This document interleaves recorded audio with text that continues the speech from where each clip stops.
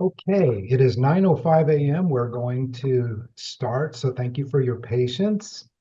And again, welcome to the Home 2024 NOFA Program Activities Non-Tribal Application Workshop webinar.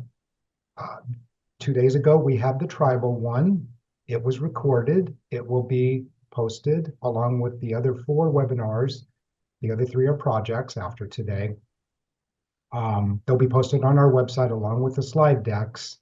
It could take a couple of weeks or slightly longer for that to happen, depending on factors, because we don't do it ourselves. And so just know that those are coming at that point, and we'll keep going here. So with that said, my name's Jay Cortez. I'll be your presenter today. And let's go to the next slide. And I'd like to introduce Willa Darley Chapin.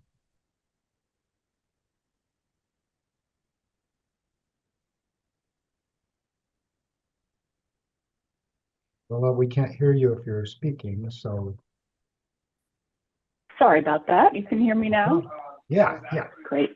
And see you. Good morning, everyone, and welcome. My name is Willa Darley Chapin. I am the new Housing Policy and Program Administration Branch Chief. And I am very excited for the improvements that we're making to the home program, particularly around getting our contracts out more timely and getting our disbursements, getting the money out to you as quickly as possible. We are making a number of improvements to systems and processes, and you should see those in the coming months. We are also, I just wanted to remind folks that we are in the process of creating new state home guidelines, which will replace the state regulations. The goal there is to align our program more closely with the federal rules and remove state-imposed barriers so that we can have more flexibility to the extent that we have with the federal rules. I want to thank you for your comments to date on during the home, what we call the home reimagining process. Really appreciate your feedback from the listening sessions. There will be more opportunities, so keep an eye out. And we're really just excited to hear your feedback and incorporate changes based on your good thoughts. So just thank you again for being here. I'm really excited for the team to present this information, and feel free to email me directly with any questions or concerns. I will get my email in the chat. And thanks again, and turning it back over to Jay. Okay, and I'd like to introduce my boss, Nikki McKay. Is your microphone working and your camera working, Nikki?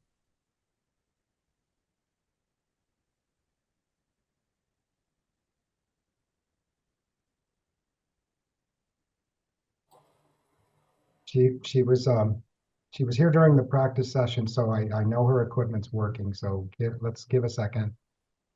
It looks as though you're muted, Nikki.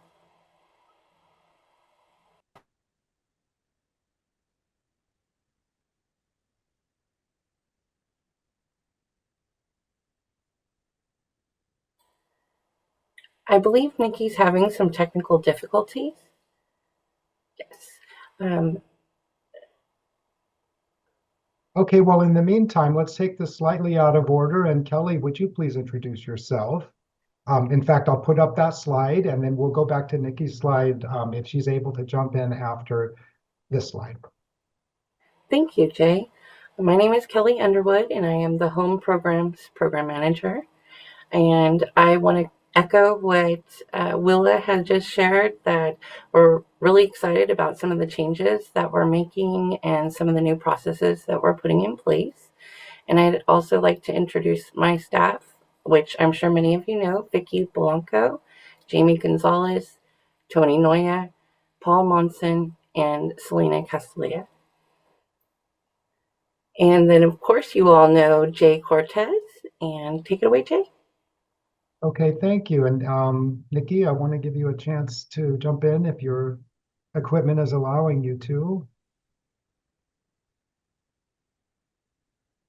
And if not, hopefully it'll work out for later because you're always a valuable part of the Q&A breaks that we take along the way here. So we will have a couple or three question and answer periods where we address those questions that were put into the Q&A, which is where you do it. Everybody should see something in their control that invites them to um, put questions and see questions in the Q&A, and also to view the webinar chat from things that we, the presenters, put in there for you, sometimes links and things like that. The other thing I wanted to remind you of is that this webinar is being recorded, mostly for the benefit of those who couldn't attend it, but also for the benefit of those who want to watch back part or all of this as you need to going forward. And again, it'll probably be on the order of 2 or 3 weeks before we can get these Zoom recordings converted into YouTubes and posted up on our website. It is possible we will be able to give copies of these things. It's very possible, the YouTube and such, before we manage to get it up on our website. So feel free to make that request and we will give you those resources as soon as they're available. For each webinar, that might be within a week of when we did the webinar. So I wanted to mention that. Nikki, feel free to jump in at any point along the way here as we go forward. You don't really have to wait until Q&A unless you'd rather. So with that said, as a way of introduction for myself, so you know who's presenting this today, I've been with the home program nearly 18 years now.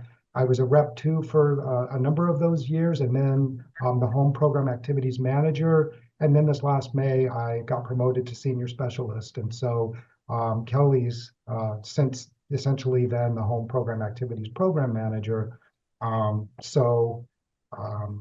happy to share information with you and take all the questions you might have and hopefully be able to answer all of them. So with that said, let's keep going.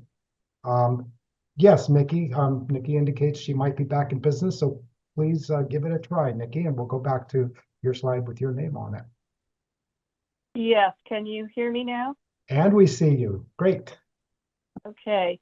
I'm Nikki McKay. I'm currently acting as the home section chief for the home program. I've been with the home program for over 20 years. I'm sure many of you are familiar with me.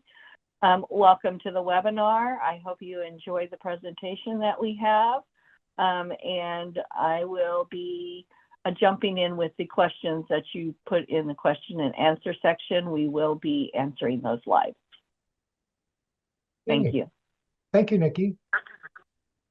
And so before we start, we can and would love to do technical assistance consultations with you, and our style is to do them on Microsoft Teams so that we can, if you're willing to be on camera, we're willing to be on camera to see each other and have as face-to-face a conversation as is possible these days. Anytime before applications are due is when we can do that to help you with questions about, oh, we're thinking of applying, we want to talk about things, or would this work? Or we are applying and we're running into problems in eCivis or with problems with your form, anything like that. So what you do is you email us at homenofa@hcd.ca.gov to request a call. You will find that email address link on our website as well. You'll find the NOFA on there, the 4 NOFA appendices, and some other resources on there as well. Eventually, the PowerPoints of each of these 5 webinars with their recordings, as long as technically things don't fall apart on us on the recordings and the transcriptions into YouTube or the uploads. Okay, so let's talk about today's agenda. We'll do a program overview that involves funding and goals. We'll go over program requirements. There's a part 1 and a part 2 to that. So eligible applicants' activities. We'll talk about expenditure rates. Then we'll talk about programmatic requirements. So eligible uses of funds and basically how each of the 3 program activities works. And I should mention right there, if you're here for home multifamily projects or subdivisions, then this is not the webinar for you. We're not going to talk about any of that today. If you're here for tribal information, there's a lot of overlap between what we did 2 days ago and this, but this one's geared towards cities and counties and prospective community housing development organizations, otherwise known as CHODOs. This presentation is not geared towards our Native American entity partners. So if you're here, you should be a city, county, or prospective CHODO, not a developer, not a for-profit, and you should be wanting to do what you're going to hear about, which is one of the 3 program activities where you're applying without any addresses or underwriting done, but rather a concept of running a program and seeing who shows up and wants to participate in your program. Okay, so we're going to cover use of funds and forms of assistance, underwriting and property standards, and then finally we'll get to threshold, so minimum, which is the minimum requirements for an app before we could even consider scoring it this is a competitive application and it should be a competitive round. That includes the 50% expenditure rule. We'll talk about scoring and ranking factors. And finally, we've added in an eCivis application overview for you because people did struggle with eCivis last year. So we'll get into more details about that. So here we go. And remember, please type your questions in the Q&A and we'll take breaks periodically to go over each and every question for you. So as a matter of overview, this NOFA is not a double NOFA. It's a single NOFA and it's estimated to be $35 million. And that's for the benefit of low-income households. So that means they earn at or below 80% area median income as published by HUD and republished by us in a much more user-friendly format on our home webpage. Also for very low income or even below households and everything in between. So up to 80%, but not just for people who are near 80%. And this is all in order to increase the supply of affordable housing, expand home ownership opportunity and improve existing housing. So that's down payment assistance, that's owner-occupied rehab. Increasing the supply of affordable housing pretty much speaks to our project side where they build subdivisions and rental rehab and or new construction. And then the last one here is our program also assists renters with initial and monthly costs. So that's where all of the 35 million has to end up under the home final rule.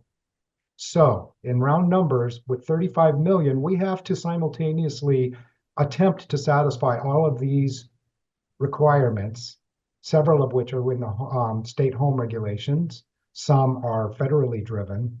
So the state home regs say 40% or more for program activities of our NOFA and 40% or more for rental projects. And we usually do 55%. So we do a 55-40 split with the other 5% carved out for first-time homebuyer subdivision projects. So that's where the numbers are projected to land, or the amount of money that's projected to be available for each bucket. So, and to the extent we're undersubscribed in one of those buckets, it would roll over to one of the other buckets. But we have to at least make available those percentages for those 3 categories of home activities.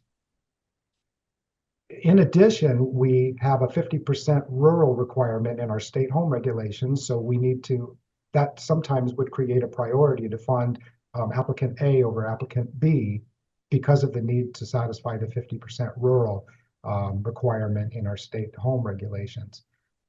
HUD, when they issue, in this case, the 2024 funds, has a requirement that 15% of those funds go to community housing development organizations if they apply. So we have to try to satisfy that. To the extent we are undersubscribed there, it rolls over to everybody else. And finally, in this NOFA, 20% of the 35 million is designated for Native American entities. So that's $7 million. So that's all of the things that in a perfect world, we hit at each and every one of those, or at least most of them. If we're undersubscribed in any of those areas, we can't do anything about that. Okay. So this impacts you, so we're talking about it with you. Non-tribal applications, as always, will be competitive as opposed to over-the-counter, which means you all have a common application deadline and you receive no advantage to having submitted an application earlier than the quote competition. On the tribal side, that's not so. On the tribal side, it's over-the-counter, which means as those applications come in, we do our review, which takes a while, but we do our review for threshold and points, et cetera. And if they are eligible, we're able to go ahead and award them and get them under contract pretty much in the order received, first come, first serve. So yeah, they have to sort of, their only competition is, hey, there's $7 million out there. If I wait too long, I might not apply soon enough and that might all be absorbed. In your world, though, you have until May 24th. It was March 24th until those fires hit in SoCal. So most of you may have seen our listserv from the department that said because of the fires, things are being delayed. Delayed's a bad word. Are being deadlines are being extended, and the first one on that list in that listserv was home. And so there, it was announced that your application deadline for this competitive, so non-tribal applications is going to be May 24th of this year rather than March 24th of this year. And again, you gain no advantage by getting your application submitted in eCivis earlier than others prior to the deadline, because we start looking at all the applications only after the application window for you has closed, unlike on the tribal side. So I hope that makes sense. If it doesn't, please put a question in the Q&A. And the tribal entities have until September 24th. What is that? 4 more months, if my math is right. Yeah, to get their apps in. But again, subject to first come, first serve on their side, unlike yours. So I probably overstated that, but I just wanted to get that off my chest. So your 40% of the 35 million, your 40% of the 80%, right? Because tribes, 20% goes to them in a separate horse race, if you will, or process. So that leaves about 11.6 million initially for your 40% of the competitive round. And it could grow to as much as 14.5 million if we're undersubscribed on the tribal ones by late September, at which point the money would roll over to the non-tribal side, the competitive side. So essentially, you folks are competing for about 11.6 million, at least initially. So let's talk again about your application submittal period. It started several days ago when we opened the portal, and it runs through May 24th. This is a much, much longer period of time than you've traditionally had. Usually you have 2 months from the time that we issue the NOFA, or at least have our NOFA workshops, and the time that your applications would be due. But here, gosh, you have almost 4 full months to think about things, decide things, put your applications together, work with us, etc.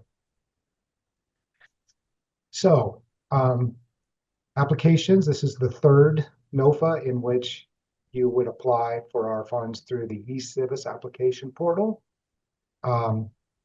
We opened it up several days ago, and there's the link to the portal. You'll find that link on our website in our notice of funding icon. Click on that, it opens up and you'll see the NOFA. You'll see a link to this where you'll see all the current HCD solicitations. Only federal is in eCivis. You'll see things like CDBG. You'll see things like, starting I think tomorrow, the tribal version of this.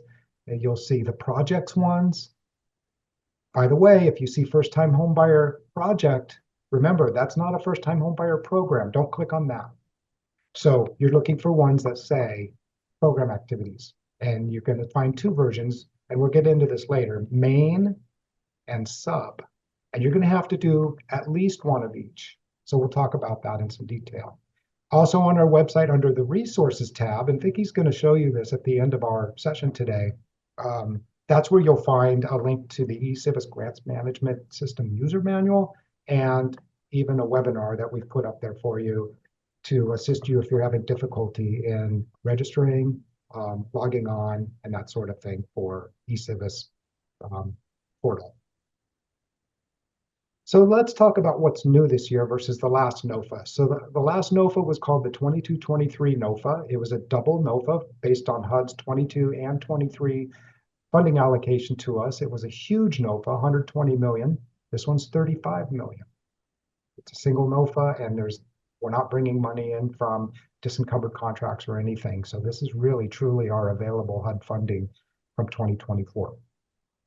So last year, the tribal entities had a 20% target, but they had the same application deadline as you, so they didn't have over the counter. This year, they're over the counter. So first come, first serve, and a later deadline. So we talked about that.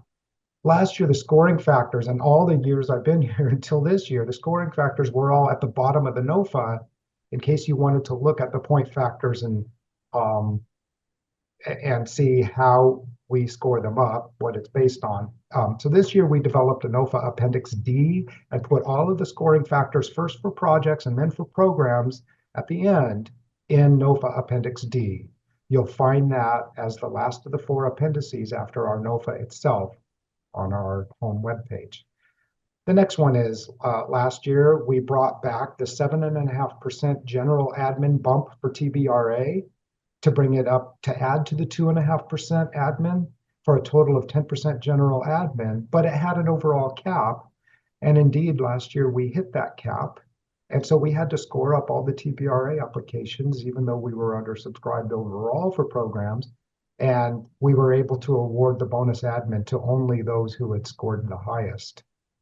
So that this year we removed the cap. So if you apply for TBRA, for every $100,000 of TBRA you apply for, 10% comes off the top, so $10,000, and goes into your general administration bucket, line of credit, if you will, and the rest, the other 90% goes into tenant-based rental assistance activity. So that's good news. And the reason why we offer bonus general admin for tenant-based rental assistance is that we believe that you'd be running it at a loss if you were relying on just the available project-related soft costs, which we'll get into later.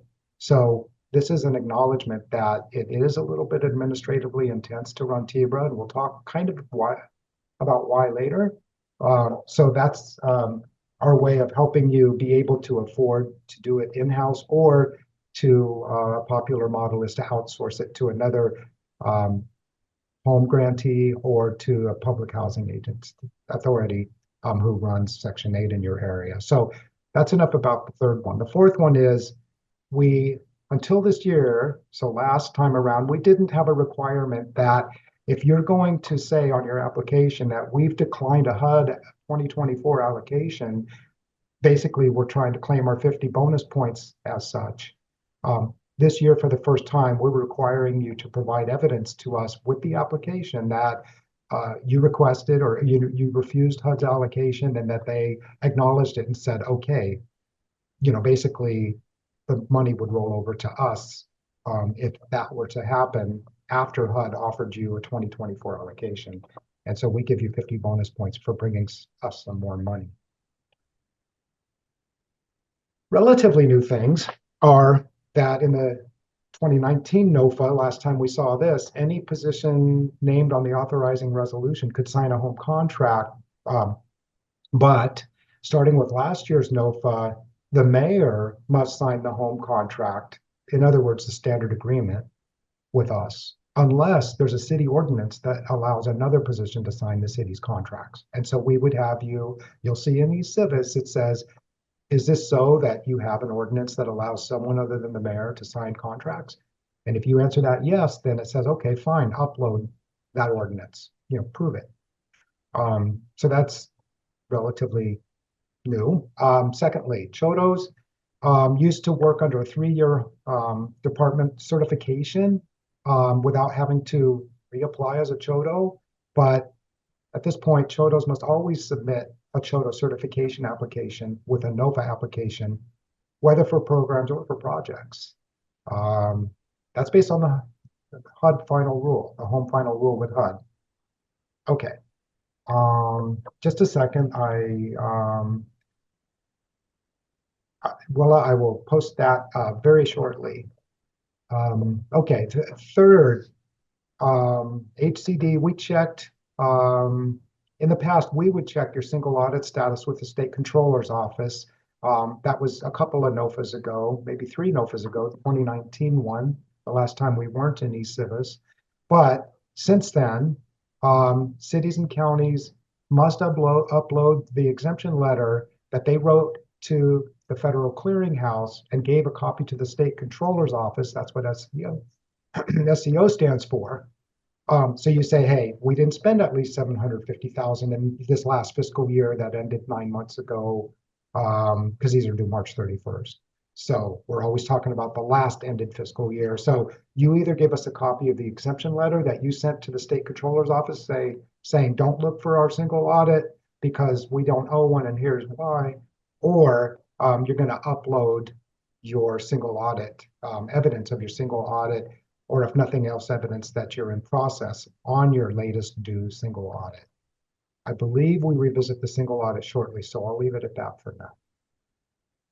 Okay, a couple other important reminders that this goes back to, 3.5 years, but it's still worth repeating that HUD has since then required mandatory first-time home buyer education by a HUD certified, sorry, my tongue's thick, a HUD certified housing counselor employed by a HUD certified housing counseling service.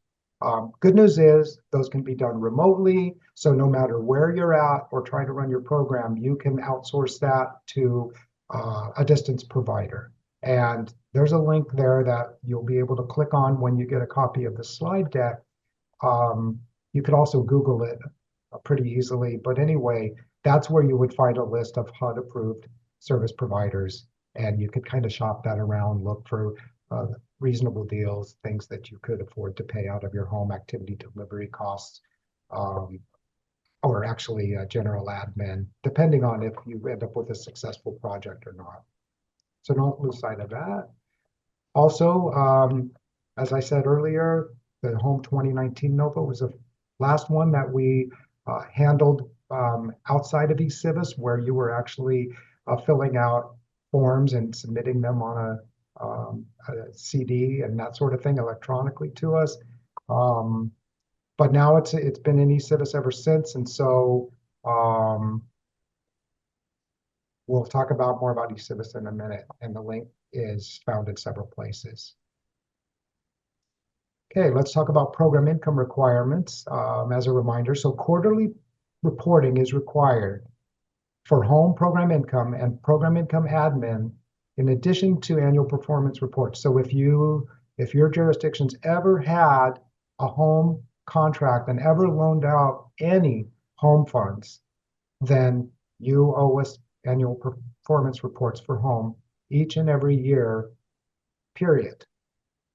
Doesn't matter how active you've been or haven't been with us lately, you owe an APR every year around the end of July, or this last year, it was a little earlier in July. So keep that in mind. But also, traditionally, in the past, you would owe us a quarterly report or a couple quarterly reports only if you had an active home grant that was within its expenditure period of usually 3 or 4 years.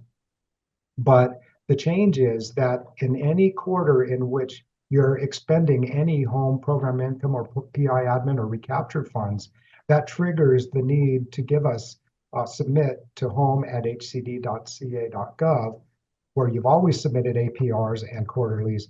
It triggers the need to give us a quarterly PI report so that we can timely report to HUD what is going on, which is their requirement. We can't just wait for your APR and play catch up in that regard. Also, committing program income For many years around here, it looked like this. If you had any program income on hand, even if you received it a month ago, and you're trying to give us a drawdown right now under a grant, we would, and the home final rule said, no, you have to put that money into that project and empty out your program income and recaptured funds prior to drawing from the federal treasury through us. So that changed to where if you get program income or recaptured funds in, for example, fiscal 23-24, then you're entitled to hang on to it until no later than the end of fiscal 24-25. So you get it in the middle of fiscal year A, you don't have to commit it / spend it until the sometime before the end of fiscal year B, the next fiscal year. Okay, speaking of program income, I think most of you are probably aware that we launched something, I believe it was in June. There were a few missteps. We had to do some corrections. I reached out to a lot of you about this myself, but it's called the PI True Up Project. And the idea is, like our sister program, in a way, CDBG did with you, we asked you to submit 5 years, give us 5 years worth of data and a snapshot as well of your home program income activity, inflow, outflow, starting balance before all that, et cetera, and some details about where the outflow went. So to my understanding, there's still quite a few, too many, that haven't been replied to yet. So this is our reminder to please refocus on that and get those done, because we're trying to get back in HUD's good graces about program income reporting. And it starts with this True Up project, which includes we need to see a trial balance to support where you say your program income was at the time of the snapshot period this last summer. So we also have another effort underway, which is the First-Time Homebuyer Restoration Project. And so this has to do with, as you know, we had a painful freeze on first-time homebuyer while we were getting back in HUD's good graces about us, the state, as a participating jurisdiction, of having HUD-approved resale and recapture policies, or in our case, recapture policies for program income. I mean, for grants. We don't allow resale restrictions. So we said that, and then we said, but here's how recapture is going to work. So then, as you know, we had, I believe, 3 webinars we did about that subject, and it was kind of incremental, but we got to the point where we gave you everything you needed and said, here's the forms, please fill them out, get them in. We gave you a deadline, and to my knowledge, we've received a lot fewer inquiries than there are grantees who are trying to run a first-time home, or want to run a first-time home buyer program income only program, or resume spending on their first-time home buyer grant, or get ready to spend on a new home award and standard agreement coming soon for first-time home buyer. So please put your eye back on that ball as well, and certainly reach out to us at that email address, or even at Home NOFA, to say, hey, it might be, hey, sorry, we can't find the email. Personnel here has changed this or that. But what you need to know is, until and unless you show up on our tracking spreadsheet as having cleared this hurdle with us, you won't be able to get approved to start or resume a first-time home buyer program or project. So this is really critical. So, okay, and the last, like it said, the last email there was in November, and it tried to tell everybody pretty much who had attended the last workshop that we'd had that here's a couple things that be sure you don't do. For example, please don't have an owner occupancy for life requirement, because that's not allowable. You can only make home buyers live in their residence or else for the period of affordability, which is at most 15 years on a 40,000 plus assistance. So we just said, be careful. It's just going to be, a dance you don't want to do with us. If your one document says this and your other document says that, and one or both are out of bounds with the home final rule. So those materials are there on our website under all of our stuff is under Programs Active Home Investment Partnership Program at our HCD website. Okay, other reminders real quick. We can disencumber all or part if you have an unreasonable low expenditure on this grant. The standard agreement will say so. The NOFA also says so. The applicants, as always, are responsible for informing of changes in authorized rep or anything else that changes or even requested changes. It could look like we want to add city of XYZ to our tenant-based rental assistance program that we didn't originally say we wanted to serve. It could be little things like that. Your reporting history will be evaluated and documented by you. So when you apply, you're going to give us evidence that your reporting history is clean so that you don't lose points. All program income and recaptured funds must be in an interest-bearing account per HUD, and the interest earned on those accounts, also interest received on recaptured funds, they're both program income. Secondly, if you're exempt from the requirements of 2 CFR section 200.512, that's the part that deals with the single audit report, you've got to provide a copy of the letter that you sent to the state controller's office with your home application. There's an upload button for that. Or the letter of exemption or your single audit itself. Okay, shifting gears, program requirements. So eligible applicants and activities. So eligible home applicants include, most of you are probably either a city or county, work for a city or county, or you're a potential administrative subcontractor who assists cities and counties. So cities and counties can apply. CHODOs, or I should say prospective CHODOs, because even if you've been certified as a CHODO in the past, you'd come in and say, we're applying to be a CHODO for this home program, or on the other side of the house, for this home rental new construction project at 123 Main Street or whatever. So cities, counties, CHODOs, and Native American entities, but only federally recognized tribes. But they have a separate kind of horse race here than you do. So who's not on that list are developers or any other entities, individuals, only cities, counties, prospective CHODOs, and certain Native American entities. So cities and counties are eligible only if they are not a home participating jurisdiction, which is to say they don't get a direct home allocation annually from HUD, like we do. Secondly, you can't be part of a HUD urban county agreement with a participating jurisdiction. To my understanding, there are certain cases where you are participating in an urban county agreement, but not as regards home, just as regards CDBG.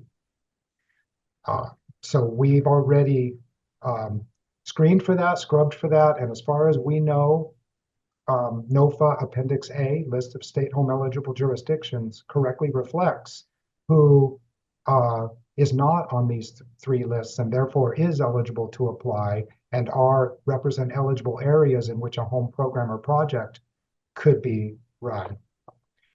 Thirdly, can't be participating in what's called a home consortium either, which is getting together with others and going to HUD and getting an allocation to kind of divvy up and share. So let's talk about some home rules, some home universals, starting with the limits. So we have three sets of limits. One is the home income limits. As I already mentioned, that's up to 80% area median income. So we don't do moderate income. We don't do anything above 80. That's according to HUD. Secondly is homeownership value limits. They used to be referred to as the maximum purchase price / after rehab value limits. So the way these are derived is HUD figures out 95% of the median sales price for each county and publishes those using a pretty large data set of, I think it's 500 units or 5 years, whichever comes first, if that's the right way to say it. So those are challengeable. Several of you have done that with us where you we invite you to prove that no, here in this city, within this county, that's not going to be enough for us to have a feasible program. So here's our data showing at least 3 months and at least 100 units, and 95% of that median sales price is this amount. And so if it looks right, we turn that over with others to HUD and say, okay, this is what they want. Are you okay with this? And generally, not always, they say, yes, we agree. That's fine. And those would be in play for roughly a year until HUD issues its next limits, or just beyond that time, to give you a chance to challenge their next set of limits. Finally, the home maximum per unit subsidy limits. And later I'll show you what they currently are for 2, 3, and 4 bedroom homes. But the idea there is you can't put more than a certain amount of home funds into any given unit, whether that's a rental unit on rental new construction, whether that's a down payment assistance or a rehab. So it is possible to bump up against those, but it doesn't happen all that often in single family world, which is what we're talking about today. Let me get a swig of coffee. Okay, and then let's talk about federal overlays. There's NEPA, which is the National Environmental Policy Act. So think EPA behind that. We'll talk more about it in this webinar. But federal environmental is what we're talking about.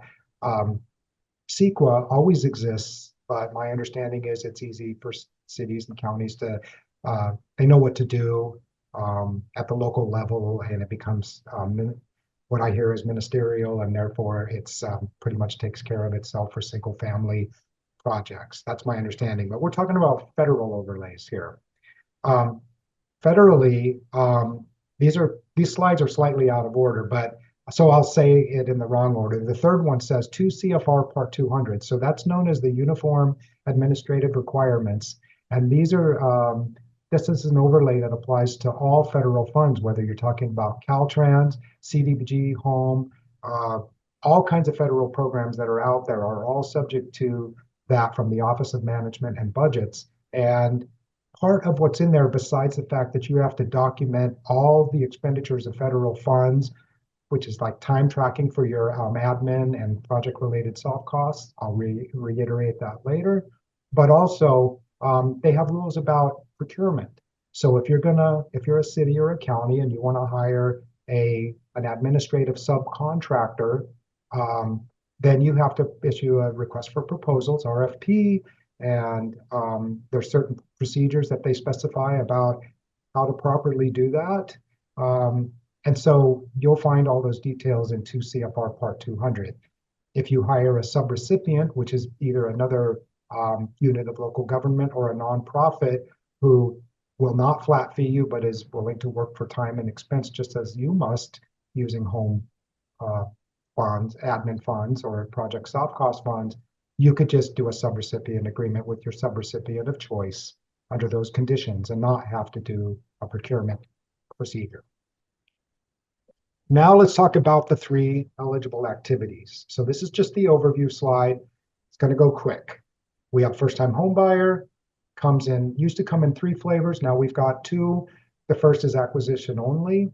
The second was act with rehab, but under the current home regs, which are apparently changing shortly, depending on what this administration does with the new home final rule, that might become an eligible activity again, but for now it's not under this NOFA.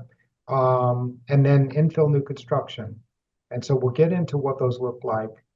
Most of you are very familiar with the first one, and that's by far almost exclusively the only choice anybody ever makes when they apply, which is, I think, a good thing, actually, based on how our program works most effectively. Secondly, we have owner-occupied rehabilitation, and it's just what it says. You're rehabbing a house that's currently owner-occupied. Thirdly, we have tenant-based rental assistance.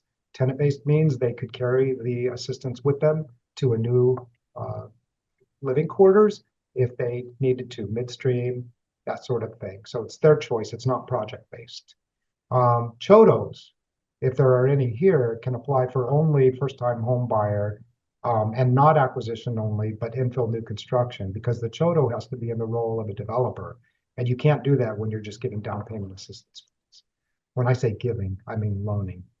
Okay, so now that we've talked about the three activities, we're going to get into details about each. And I know a lot of you have heard um, this before. Please be patient as you realize that we've seen quite a bit of turnover in the field at cities and counties, and um, probably there are a lot of folks who've never gone through this training or a version of this training, and so we wouldn't feel right about omitting things that might seem very obvious and old hat to you. So thank you for understanding that and bearing with us. Hopefully you'll pick up a few reminders or nuggets along the way anyway, for those of you who've been with us years and years. So first-time home buyer acquisition only. The whole idea here is down payment and closing cost assistance filling a gap. What's the gap? Well, in some instances, the gap has to do with people don't have enough money saved up to be able to put down the kind of down payment you'd normally need for a home. But much more commonly, whether or not they have down payments saved up or available, they couldn't afford the size of the first mortgage that it would take. So even if they could get a 90% first mortgage or 100% first mortgage, based on what homes cost where they are, they couldn't afford the monthly payments, including taxes and insurance and possibly homeowners association dues and possibly mortgage insurance, what we call the housing payment. They couldn't afford that. So that's where you come in. Well, how does it help to have a home gap assistance loan? Well, that's easy. Because the home loan is fully deferred, meaning no payments for 30 plus years, then all they have is the first mortgage payment. And your whole job is to give them a first mortgage payment that is appropriate, that they can afford without having their financial life go perfectly.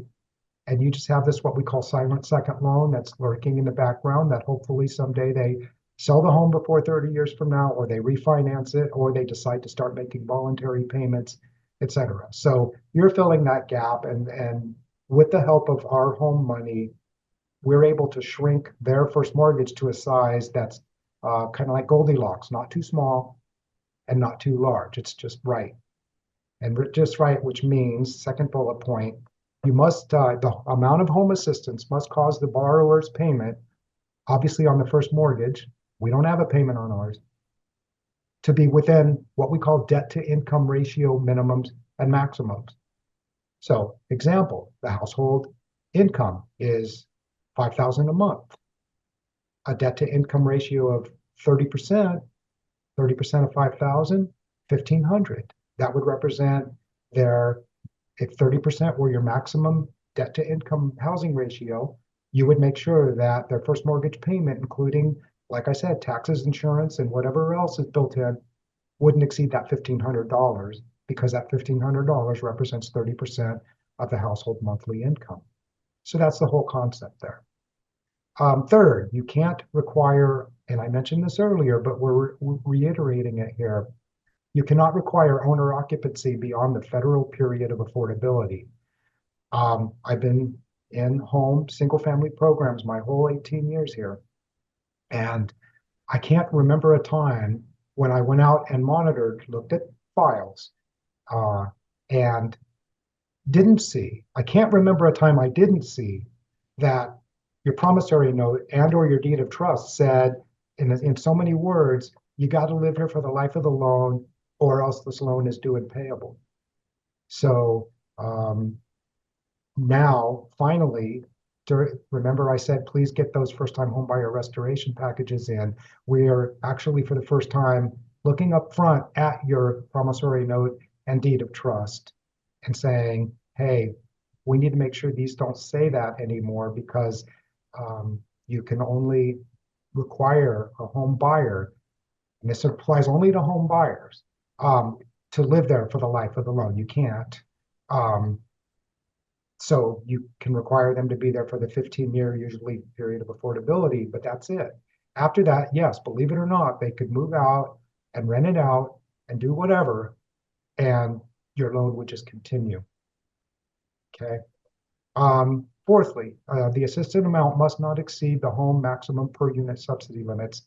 So 252 plus for a 2-bedroom, 327,000 plus for a 3-bedroom right now, and 359 plus for a 4 or 5-bedroom. These are posted on our website. A lot better format than if you looked on HUD's website. HUD tends to update these not quite yearly, maybe every year and a half. And I believe that with the change in the home final rule, that this might be changing too. But again, that's a little bit in flux. It's brand new. It's we're still digesting it, and it's not made to be effective immediately, to my understanding. So we have collectively a lot more digging in to do on this, so stay tuned on that. But for now, until further notice, those are your subsidy limits. Lastly, on this slide, the home price, so in this case, the sales price, if it's, we are talking about first-time home buyer here, acquisition only. So sales price can't exceed the current home ownership value limits. Again, exceptions are possible with our involvement if HUD's published ones are too low for your area. Also, in 2021, there was a change that we made from our program guidelines. We used to say it's got to be modest housing, so that's a 3-bedroom, 2-bath, unless overcrowding would occur. We took that away and made it optional for you to have that in there if you like, or not have it in there if you don't like. So if you want the only safeguard against non-modest housing, you could go with kind of what HUD does, which is it doesn't exceed the 95% median sales price limit. That's pretty much HUD's definition of modest housing. They don't even prohibit things like swimming pools and other things that you might call luxury items. You could in your program guidelines. You could say no more than a 2-car garage. You could say anything you want. They're your program guidelines. So you can draw the lines tighter if you so choose, but they have to be called out in your home program guidelines, which is part of that first-time homebuyer restoration effort that we talked about. Also, the home must be standard at the time of acquisition, so there can't be any health and safety or code issues at closing. If there are any that would prevent closing or what have you, then the owner would have to repair them at their own expense, even if they need to negotiate a higher sales price with the buyer. But the buyer cannot be allowed to pay for any kind of repairs on a home they don't yet own. And it's not permissible for them, for you to assist someone that has a substandard home that would get repaired after closing, because that would look like acquisition with rehab. And right now, like I mentioned earlier, that's not permissible currently. And again, Chodos are not eligible for first-time home buyer acquisition only. And then the other flavor of first-time home buyer is infill new construction. So again, maybe not again, but anyway, this is building homes within built-out neighborhoods. So generally, it's filling in the holes or the gaps. It's not the idea of extending out the edge of town or the edge of a neighborhood. That's not infill. Okay, infill really does mean closing up those empty lots that probably most of you don't want in your city or county. So that's the purpose of this.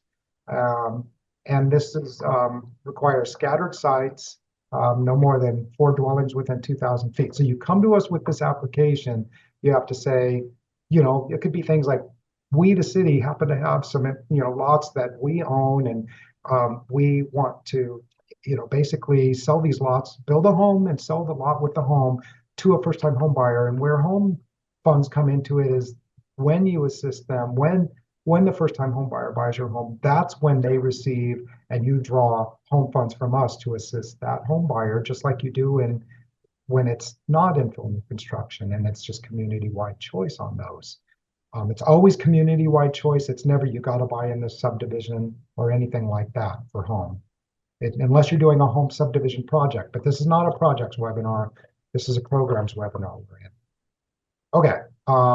And your application, if you do decide to apply, must document the availability of grant funds or building sites currently owned by you, the applicant, the city or county, if the costs of building would exceed the appraised value. We don't provide development subsidies, and I don't think you want to build a home, acquire land, build a home, costs you $350 and you could sell it for only $300, that's not going to get you anywhere. So I don't think I see you applying. And I will add, to conclude this slide, that it's extremely rare that we receive applications for this, probably for good reasons, because it's probably kind of very administratively intense. There's some risk involved, as grantees would have to kind of speculatively do this. It probably doesn't pencil out very well. So I'm happy if nobody applies for this, but we're still making it available. I'm just being honest. Okay. Let's shift to owner-occupied rehab, the second of our 3 home program activities. And so, like it says here, the home must be owner-occupied. Currently, they'll occupy it once it's repaired. Nope.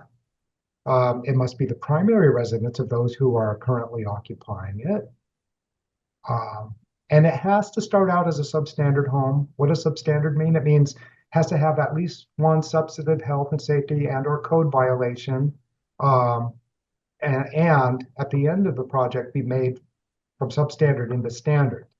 So as I've mentioned throughout the years, this can't just be, oh, they're lacking a water heater safety strap, or a water heater, whatever that little tank is on top, the safety valve or tank. I don't understand water heaters that well, but I know we had to have one added.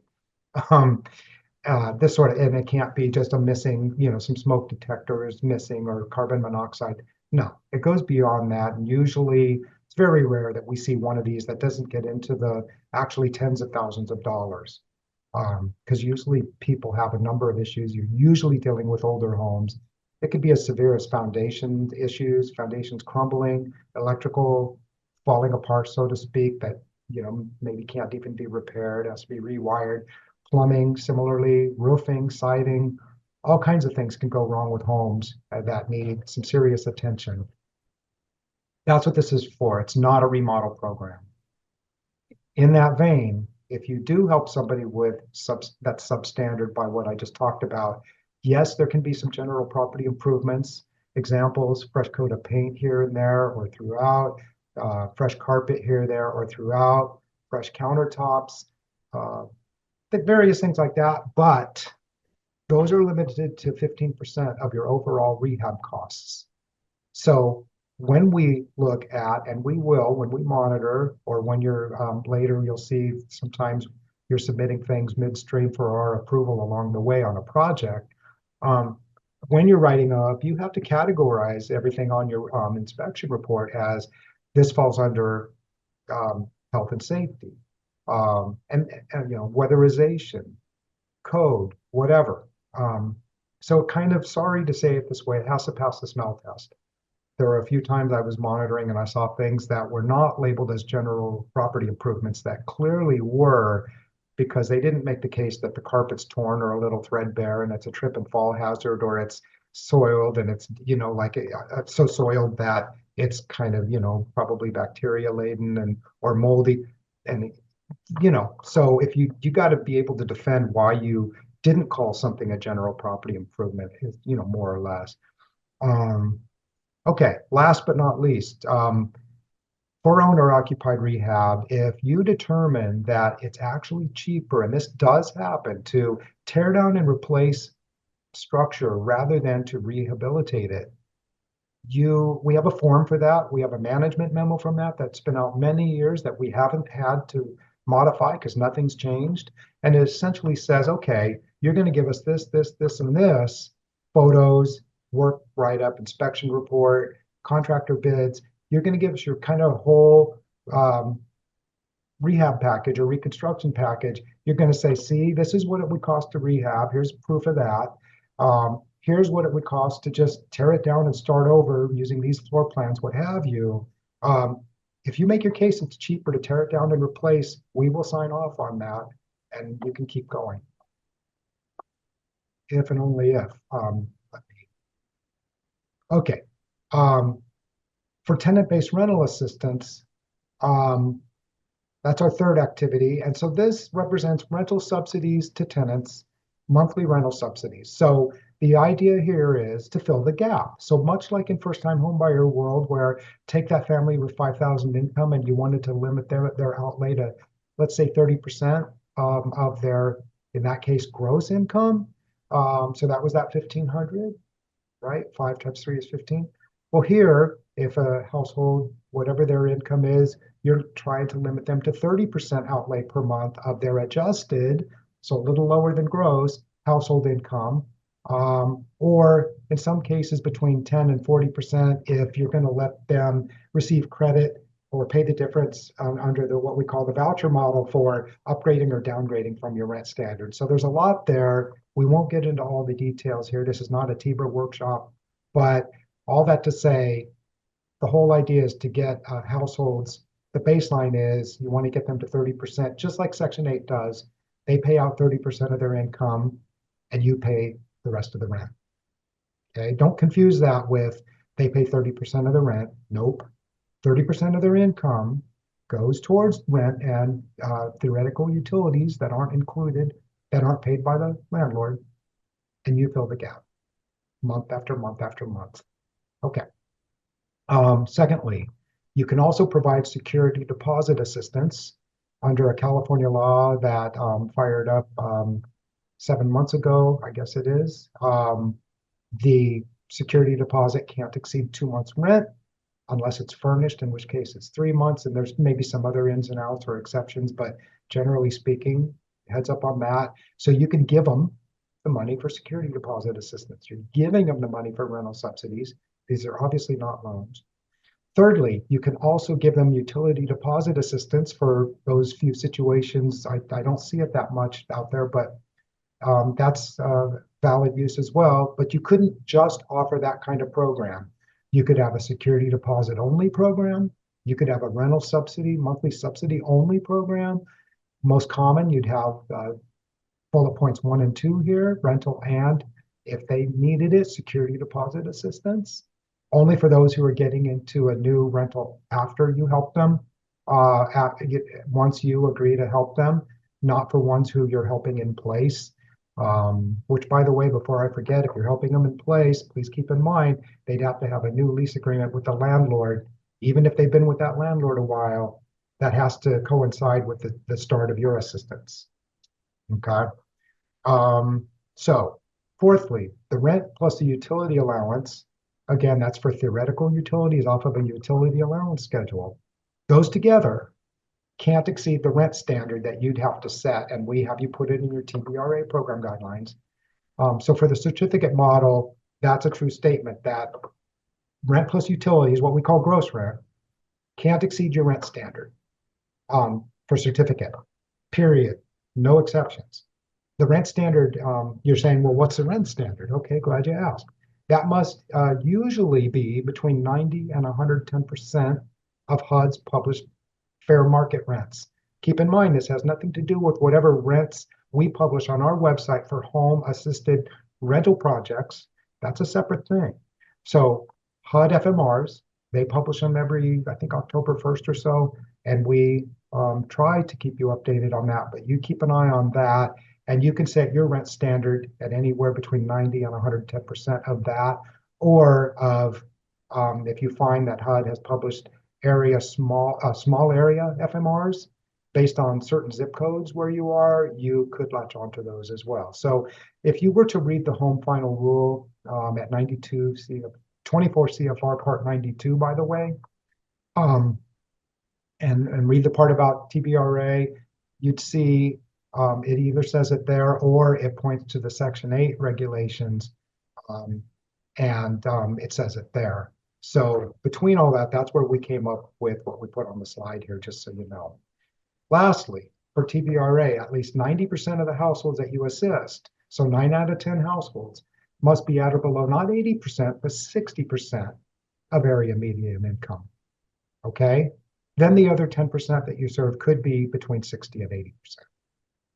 Unlike the other two activities, which are just, they don't have to be below 60, but they have to be below 80. This one, 90% have to be below 60. So it's a little different that way. Renters are usually lower income. It's usually not that hard to achieve that. More about TBRA, just so you know what you'd be getting into. So you'd have to document rent reasonableness. So you're basically like an appraiser does for a home purchase.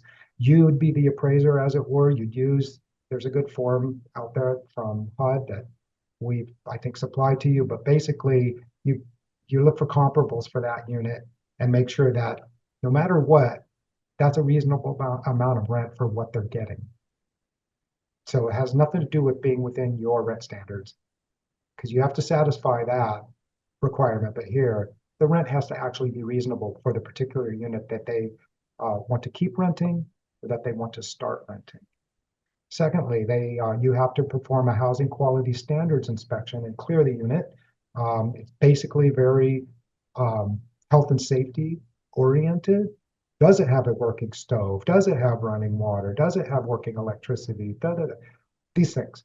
For the other two activities, first-time homebuyer and owner-occupied rehab, you also have to inspect those units because, like we said, first-time homebuyer acquisition only. It's got to be a standard unit, not substandard. And you'd never know if you didn't have, let's say, your city building inspector or someone you hired, admin subrecipient, somebody on your behalf go inspect it, kind of with a checklist and say, this is good, this is good, this is good. So that requires inspection. Of course, owner-occupied rehab requires inspection. You go see what's up with the unit, starting with why the homeowner came to you in the first place, and you do your inspection report and your work write-up. So that involves an inspection and extra inspections later. This one is a initial inspection and a yearly inspection to make sure the unit stays keeps meeting HQS. Thirdly, in this program, unlike the other two, you use adjusted monthly income as well as gross. So gross monthly is about, do they qualify for home assistance? But the adjusted monthly income, which is going to be lower than gross monthly if they have seniors, disabilities, children, things like that, that'll be a little lower. And it's 30% of that figure that they're expected to pay out each month themselves. Lastly, on this slide, you must recertify the income annually and whenever you're informed that the income's changed by at least a certain percentage, as called out in your program guidelines. So it is a little administratively intense. Again, this is why we offer bonus general admin funds. And I know there's 4 questions in the queue. We're going to get to those very soon. Okay, tenant-based rental assistance. I'm going to do these slightly out of order, but you must offer at least 12 months of assistance to them and get into a written agreement with the landlord and with the tenant, 2 separate agreements for at least 12 months, no more than 24 months of a commitment from you to them, each of them. The exception to that, and it is renewable. You just can't commit to more than 24 months at a time. And you could end up with as short of a 6-month agreement if for some reason the tenant requested that or wanted that. Hey, I'm shipping out for the military in 6 months. I really don't want a 12-month agreement with you. I won't need it beyond 6 months. It's going to be very rare. You're going to have to execute what's called a lease addendum, and it has it satisfies certain requirements that HUD has about things that must be addended to the lease that the landlord's already doing for protection of the tenant.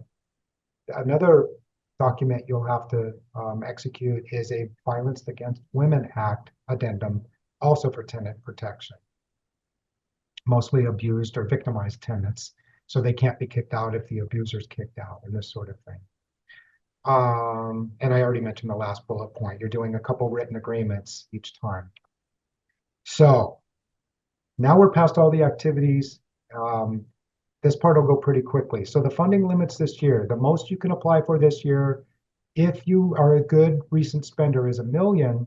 Most of you could apply for just $500,000 because you will not have spent 75.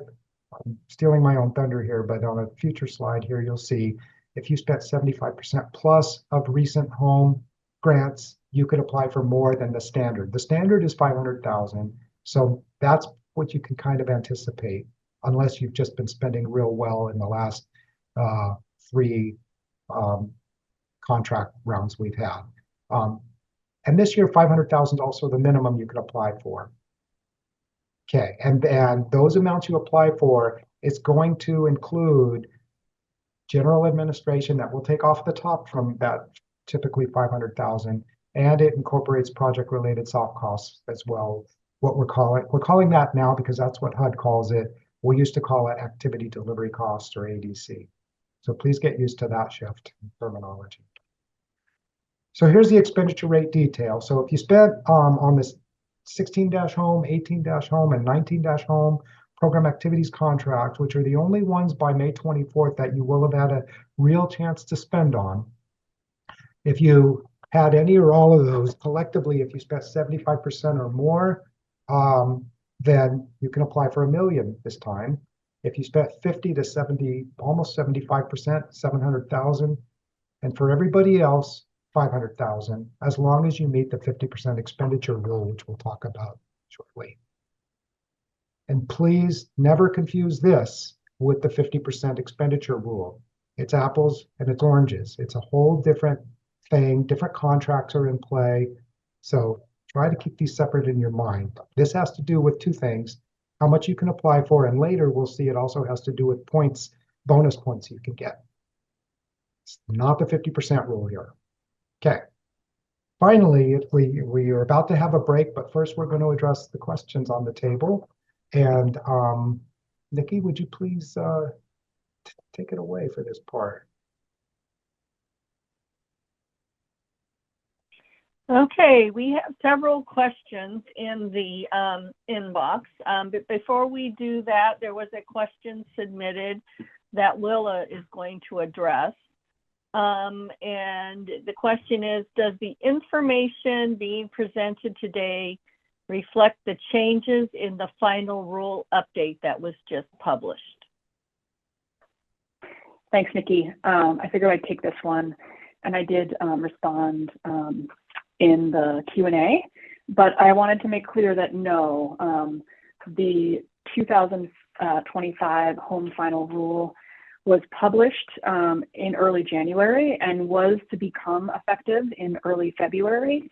However, recent executive order basically gives the new administration 60 days to review any regulations that were published but did not become effective by inauguration day. They have 60 days to review the regulations and decide whether they want to revise them, pull them all together, or continue as published. So we're in a bit of a holding pattern, and we're waiting to hear from HUD how the home final rule is impacted. But rest assured, we will keep you informed. For now, however, we are operating the program under the 2013 final home rule, and we're also operating the program under the 2017 state home regulations until we finalize the new state home guidelines. So I put my email in the chat, in the Q&A, and also Jay put it in the chat to everyone. So, please feel free to reach out to me directly with any questions, and we will keep you posted. Thank you. Thank you, Willa. And Nikki, before you start reading the other questions, I want to ask if Christina, you raised your hand, but we're going to keep this format where you please type your questions in the Q&As for us. Thank you so much. So go ahead, Nikki. Okay, the next question for you, Jay, is who would sign the contract if there is only a township and no mayor?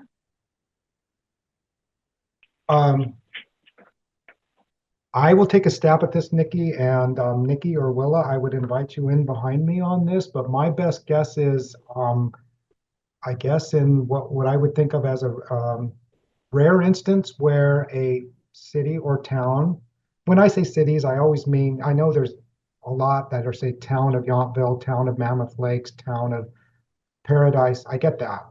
So when I say cities, I am referring to cities and towns. But if there's a township and it has no mayor, I would assume that the statutes that you will find in the home NOFA that and in our application And in our sample resolution, if you don't have a mayor, I would say that that doesn't apply to you because the statute kind of addresses if you have a mayor, then the statute says they are the only ones who can sign contracts. So that would include the home standard agreement. If you don't have a mayor, I would submit to you that wouldn't seem to apply to you and you wouldn't seem to be constrained. So you would just do what we've always let everyone do until last year, which is to specify in your authorizing resolution who can sign the standard agreement and maybe separately who could sign anything else besides the standard agreement, which might include that same, let's say, city manager, town manager, et cetera. So that's my answer. And I'd like to know if anybody in my leadership would like to supplement that answer. Jay, I will follow up with, we perhaps should reach out to our legal department and verify that there is not any state legislation that dictates who is in a township, who is authorized to sign contracts for that township. Okay. Because it would default to that person in my mind. Okay, so Candace, I've recorded your name here and I have your contact info based on how you registered for Zoom. So we'll get back to you with an answer to your particular question just for you. If anybody else feels like you're similarly situated, please put it in the comments or a Q&A or what have you, or reach out to us through our Home NOFA inbox, and we'll be sure to include you on the information we get from legal. Okay, so the next question, Jay, is about the first-time homebuyer program. So if a homeowner sells the house, they don't have to repay the loan until the end of 30 years? Oh, okay, great question. I failed to touch on that. So what I meant to say was, yes, whenever someone's going to sell the house, that's always triggers, accelerates the notes, triggers due and payable. That's always fine. That's the way it must be. That's the way your loan agreement will read. That's the way your promissory note will read. I was addressing only the idea that if you move out, and what I meant to say is move out and rent it, okay, or just move out and leave it vacant or unoccupied at least, right? Or if you try to make it into your secondary residence, those are all scenarios that they can't do. So we're talking about don't require primary residency in beyond the 15-year, usually 15-year affordability period. That's what's not permissible. But you must have due and payable for whenever they sell the home because they can't. Yeah, it's just so. Sorry that I didn't mention that, but all the other stipulations you had are almost certainly going to apply. There's just one thing you can't do, which is continued primary residency requirement beyond the home affordability period. Okay, the next question is, after the affordability period is met for the first-time home buyer, are there any limits on the rental amount that can be charged to the renter? No, because it's not a home rental unit. It wasn't, assisted to be a rental unit. And so after the period of affordability, it's essentially not the federal, homes business. So it's just a market rate unit, whatever the market will bear. Okay, the next question, are all of these funds administered to our residents as loans? Yes and no. So for owner-occupied rehab, and you know what? I'm not sure, but I think we're going to hit some specifics on this. But just in case we don't, I can't remember. I'll say it this way. For owner-occupied rehab, you're going to always loan them money up to the available equity. I'm sure we'll cover this in a slide. To the extent they're out of equity based on their primary mortgage and your loan, and they're fully encumbered based on the after rehab value, you'll be able to give them, some people call it grant, I'll call it give, to make it plainer. give them those funds, but you can't give them the initial funds where they have equity that can be used to loan against, even though there won't be any payments for, you know, hopefully 30 years on a rehab loan. That's a loan. First-time homebuyer down payment assistance is always to be loaned, not granted to the home buyer. Now, tenant-based rental assistance is to always be granted, not loaned. And so I hope that answers your question. And just as a matter of overview, when you get an award for, let's say, 500,000, what it represents is a line of credit of federal funds that passes through us to you. It gives you access to that. So in the real world, you get a home buyer, they need $80,000 down payment assistance. You front the money for that. It closes escrow. Then you give us the escrow settlement statement with our paperwork and say, we want reimbursement for that $80,000. Plus activity delivery costs up to 6.5%. And we reimburse you out of that line of credit you've got with us that runs for about 3 years from the time you get your standard agreement. So that's kind of the mechanism. It's a reimbursement program, and we're granting you the money, but you're loaning out, in most cases, the money except for tenant-based rental assistance. When those payments and paybacks come back in later, that's how you receive home program income or recaptured funds. Another generic way of saying that is reuse funds, funds that you can just turn around with our involvement and get authorized to spend on either more of that same program or something else that's state home eligible. So you might have put it out as a first-time homebuyer loan, you get it back, and you want to put it out as tenant-based rental assistance, or owner-occupied rehab. Or if you collect enough money, you might want to throw it into a rental new construction project that's home eligible. Okay, that's that. Okay, the next question is, can you please go over the difference in the last slide about 50%, Yeah, 75% versus the 50% rule? you bet. So that was this slide. And so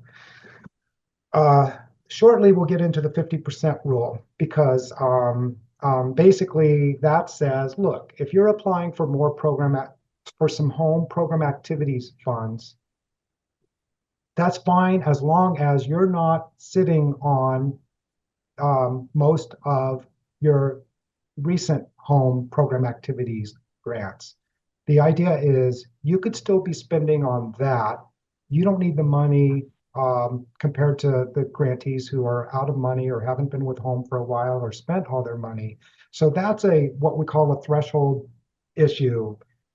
There's a minimum requirement that you have to spend at least half of your active home grants, active as of May 24th, application due date. So if you're still within your expenditure periods at that time, we're going to look at any of the last, the home contracts that could be in play or we'll get into this later, so I won't get into it now. Suffice to say, whatever open home program activities contracts you have counts there.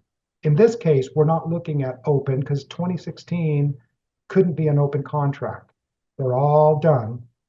Most 2018 contracts for program activities are all done, with a few exceptions for extensions. Same with 19. But whether they're done or not, we're going to automatically look at what you did under your 16, 18, and 19 home grants. And to the extent that you managed to spend 75% or more of one, two, or all three of those, whatever you had, if you are a recent good spender, as we like to say, you can actually apply for more than the standard 500,000, namely $1 million. If it's not quite that good, 700,000, and otherwise you can apply for 500,000 like everybody else. So again, those three contracts have to do with how much you can apply for, and later you'll see they also have to do with getting bonus points for scoring. So it's real easy, if you're not careful, to mix this up or think they're the same or talking about the same contracts. They're not. Two separate things for two separate purposes. So I hope that helps. Okay, just a comment. The hand raise was by accident. Yes. Yep, saw that. And thank you. for one of your answers. Mm-hmm. And the next question is, I was wondering if you will be sending out the information presented in this webinar. I missed the notification. Right. And so what I said early on, and I know not everybody was able to join us at the get-go, but yes, we are. In fact, like 2 days ago, we had the tribal webinar, and I already submitted to our communications department a request to convert that Zoom recording, which is not shareable, or at least I wasn't able to share it a year ago, into YouTube recordings that we can share. Initially, once I have the YouTube links, I'll be able to respond to requests to give you a copy of this webinar, and I can give you a copy of the PowerPoint. But eventually, it'll all be posted for this and the other 4 webinars onto our website. And like I said, based on experience, I think that might take upwards of 3 weeks to get them all uploaded to YouTube and posted onto the website. And we do have what's called ADA remediation that has to be done as well. So that could be part of that time frame. But yes, they'll be out there, but not immediately. It's just not even possible to immediately get them posted. But feel free to ask, and I'll respond to those as soon as they're available for this webinar. Willa, did you have something to add? Just checking. Okay, sorry. I saw your camera, so pardon me for that. Okay, Nikki, it looks like we have one more maybe. Yep. In the main application of the 2024 Home NOFA, there is a section to enter amount of current program activity expenditures by program year. In this section, do we include program income spent or only the awarded grant dollars? Great question. And the answer is we don't focus on your program income spending performance. We're focused only on your home awards and your expenditures against those home awards of live grant dollars. PI doesn't factor into the equation.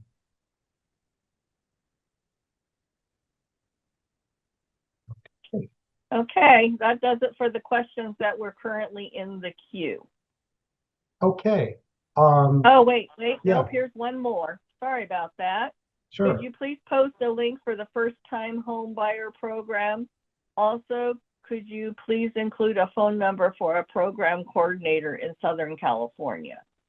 Okay, so this is a good time to try to remind the audience that I want to remind that the intended audience for this webinar are cities, counties, and prospective community housing development organizations, not individuals, not households. Okay. Secondly, I want to remind that our program serves only what we call state home eligible areas, which is to say areas that don't receive federal home funds from HUD alone or with others. Yes, we serve the whole state, including Southern California. Hang on, I'm gonna put that question back up on my screen because there's a lot to it. So we don't have, so there is no link to a first-time home buyer program per se, because again, we have a link to our state home webpage. There are some resources that can be viewed there, that sort of thing. And there is no program coordinator in Southern California. So how this works is we have 5 home program activities representatives whose responsibility is to work with cities and counties and CHOTO grantees, if we have any, on their programs, whether they are under contract or award or are wanting to apply or are applying. That's whom we're able to assist. We don't really have resources to share outside of that. What's on our website, and anybody who wants to make requests can email us at homenofa, HOMENOFA at hcd.ca.gov. We often receive kind of pointed and random questions there, and we try really hard to respond to every one of them, even if it's to say, hey, looks like you need this kind of help. Please call your local city or county or 211 for the continuum of care because you say you have a homeless issue, or what have you. So we try to be responsive to that inbox, whether it's from someone familiar, et cetera, whether it's regarding the NOFA or what have you. It's a lot of questions do come through there. So we're try to happy to give you some resources that we can, but we don't have the specific resources that you're asking for. Okay. So it is break Another time. question. Oh, sorry. Another question. Is there going to be a link in the NOFA files for the authorizing resolution instructions and sample? Yes. Thanks again. I made it. Sorry about that. Yes, you're not missing it. We're one step behind on that. So it'll be up there shortly. We're putting the finishing touches on it because it's got some good improvements this year. So thank you for the question. Very, very soon it'll be posted up there amongst the other files. Okay. And so what I'd like to do, I don't know about you, I don't like 5-minute breaks. They're just not always quite long enough. So let's take 10 whole minutes. It's 10:35. Let's come back at 10:45, nice round time. And I'll resume this at 10:45 sharp. So thank you, and we'll see you around the corner.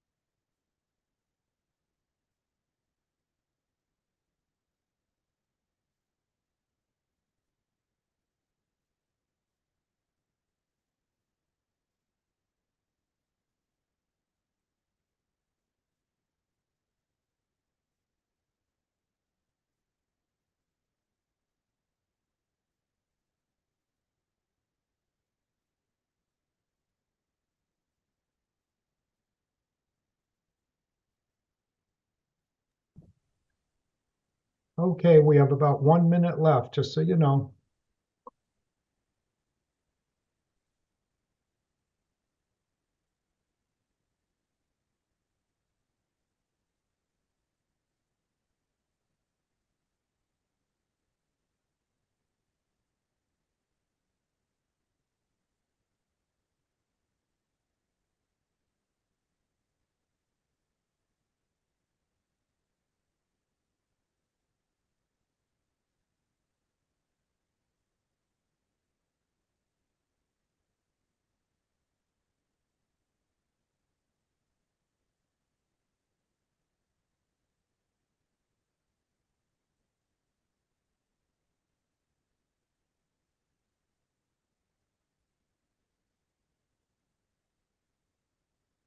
Okay, it's 10:45. As promised, we're going to resume now.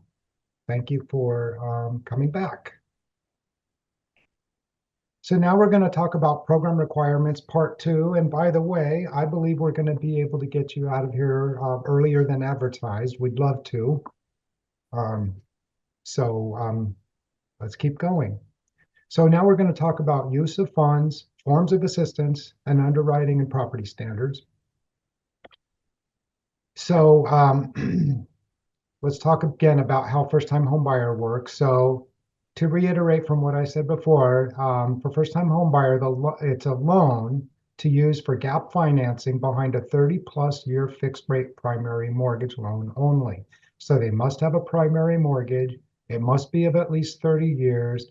It has to be fixed, a fixed-rate loan, just a conventional 30-year fixed or a 33 or 38-year under USDA or other possibilities, but 30 plus years.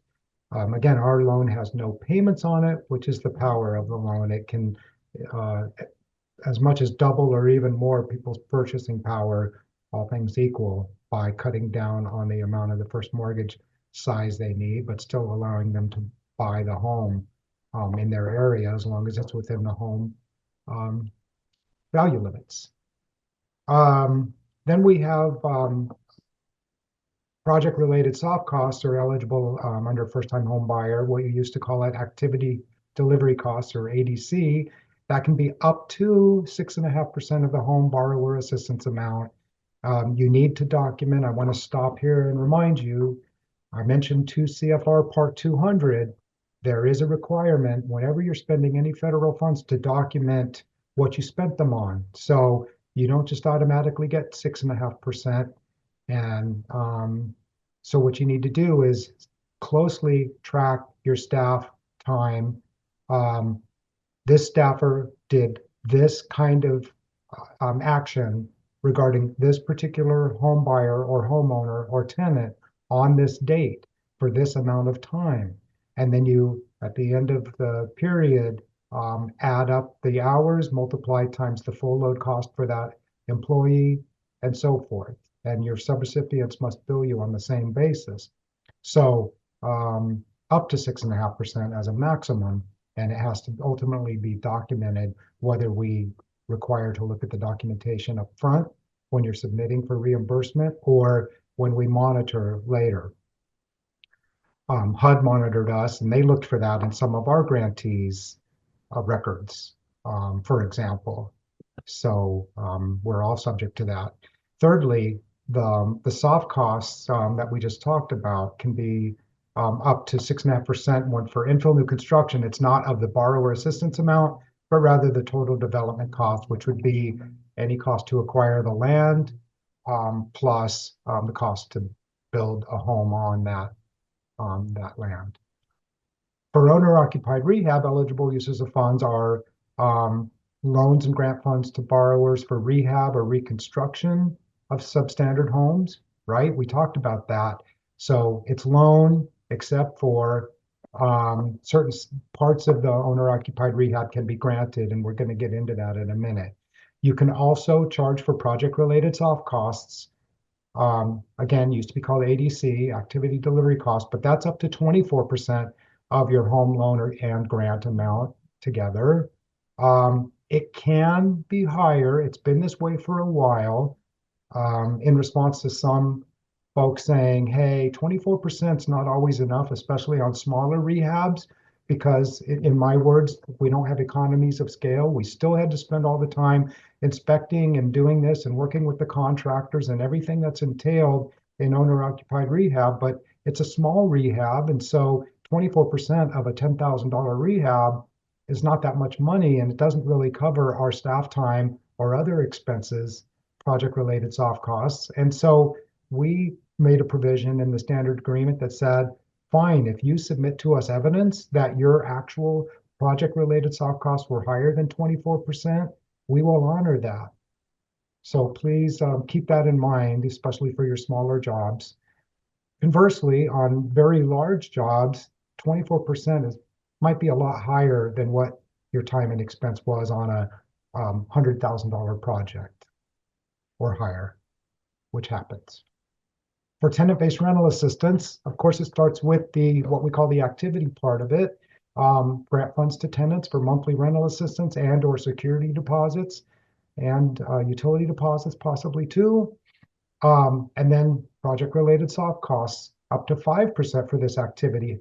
However, unlike the other two activities I just mentioned, first-time home buyer and OOR, this one, according to the HUD final rule, is limited to just that time that you take to deal with income certification and unit inspections, not the time you take to work on contracts with the landlord and with the tenant, to do rent reasonableness, and the other things that are involved in tenant-based rental assistance. It's the time to issue monthly checks to the landlord, et cetera. Those would all have to be covered under your general administration funds, which again is why we bumped that up from the standard 2.5% off the top of the TBRA amount that you apply for to 10%. Okay, ineligible uses of funds. You cannot refinance existing debt with it. With home funds, you can't pay for expenses that you incurred after the final expenditure deadline. Again, that's normally 3 years after the date that you received the home standard agreement to sign. You can't pay delinquent property taxes, or for that matter, forced place insurance and pay for that.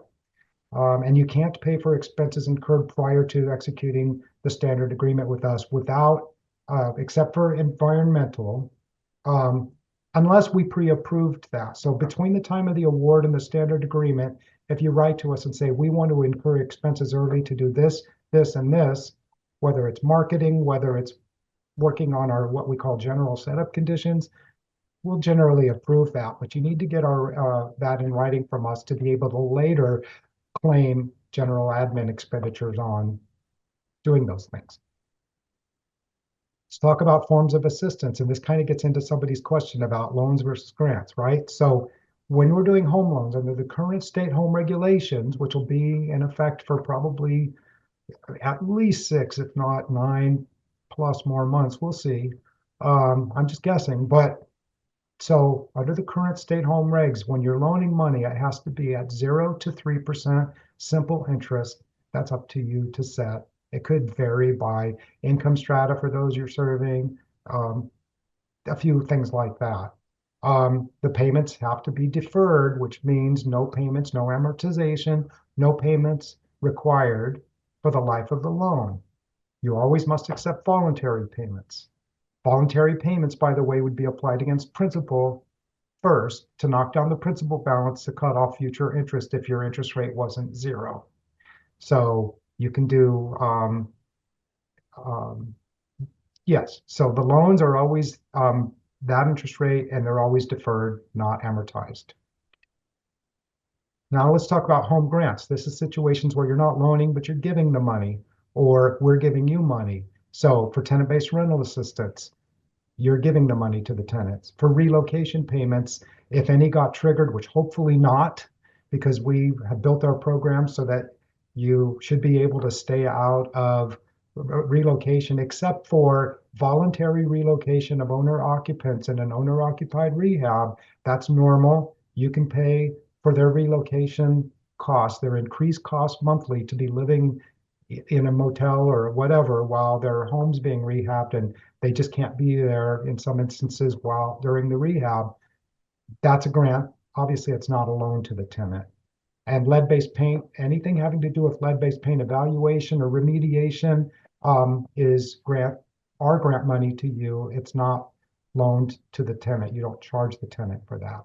I mean, the homeowner. Okay. Then for owner occupied rehab, this is where we're going to revisit that discussion I think I got into a little earlier. So the idea with owner occupied rehab is that you're always going to be loaning them the money, except for what I just talked about, except for relocation, except for lead-based paint. But the exception to that is this. If based on their current first mortgage that many or most of them will have, and they already have some debt there, and you're going to be adding debt to them, but you can only loan them money until they would be at 100% of their combined loan to value. So let me give you an example. Their home's worth 250,000, and after the rehab, it's going to be worth 300,000. Okay, it's going to be worth 300. It's worth 250 now, and they've got a $200,000 mortgage on it. Okay, so they've got a $200,000 first mortgage. You're going to make the home be worth 300. They have $100,000 of equity that you can loan against.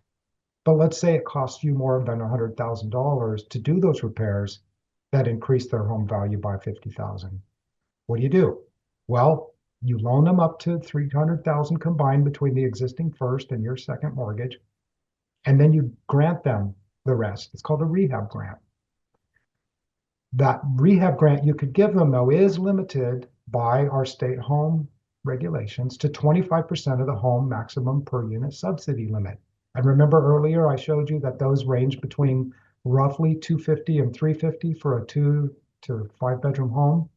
So it's not unlimited how much you could grant them. And so if the numbers just didn't add up and you couldn't stay within 25% of the per unit subsidy limit, you couldn't help them. Unless you also have, let's say, a CDBG residential rehab program. You could put some of that in, or some Cal Home money in there to lower the amount of home funds needed in the project. So you can introduce another form of subsidy to be able to do the project when you're limited to 25% of, to that limit of how much you could grant them of home funds. So the good news is we have a form where you just input all the factors and it crunches the numbers and tells you whether or not it's going to pencil out.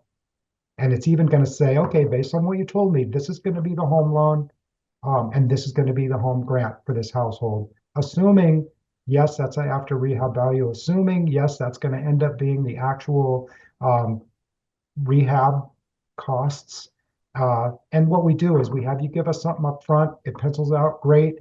Later, at the end of the project, you're going to have to give us another set of paperwork to say, well, in actuality, the rehab costs were a little higher or a little lower. So, when any aspect on the worksheet changes, some other numbers will change and it'll rebalance how much is loan and how much is grant.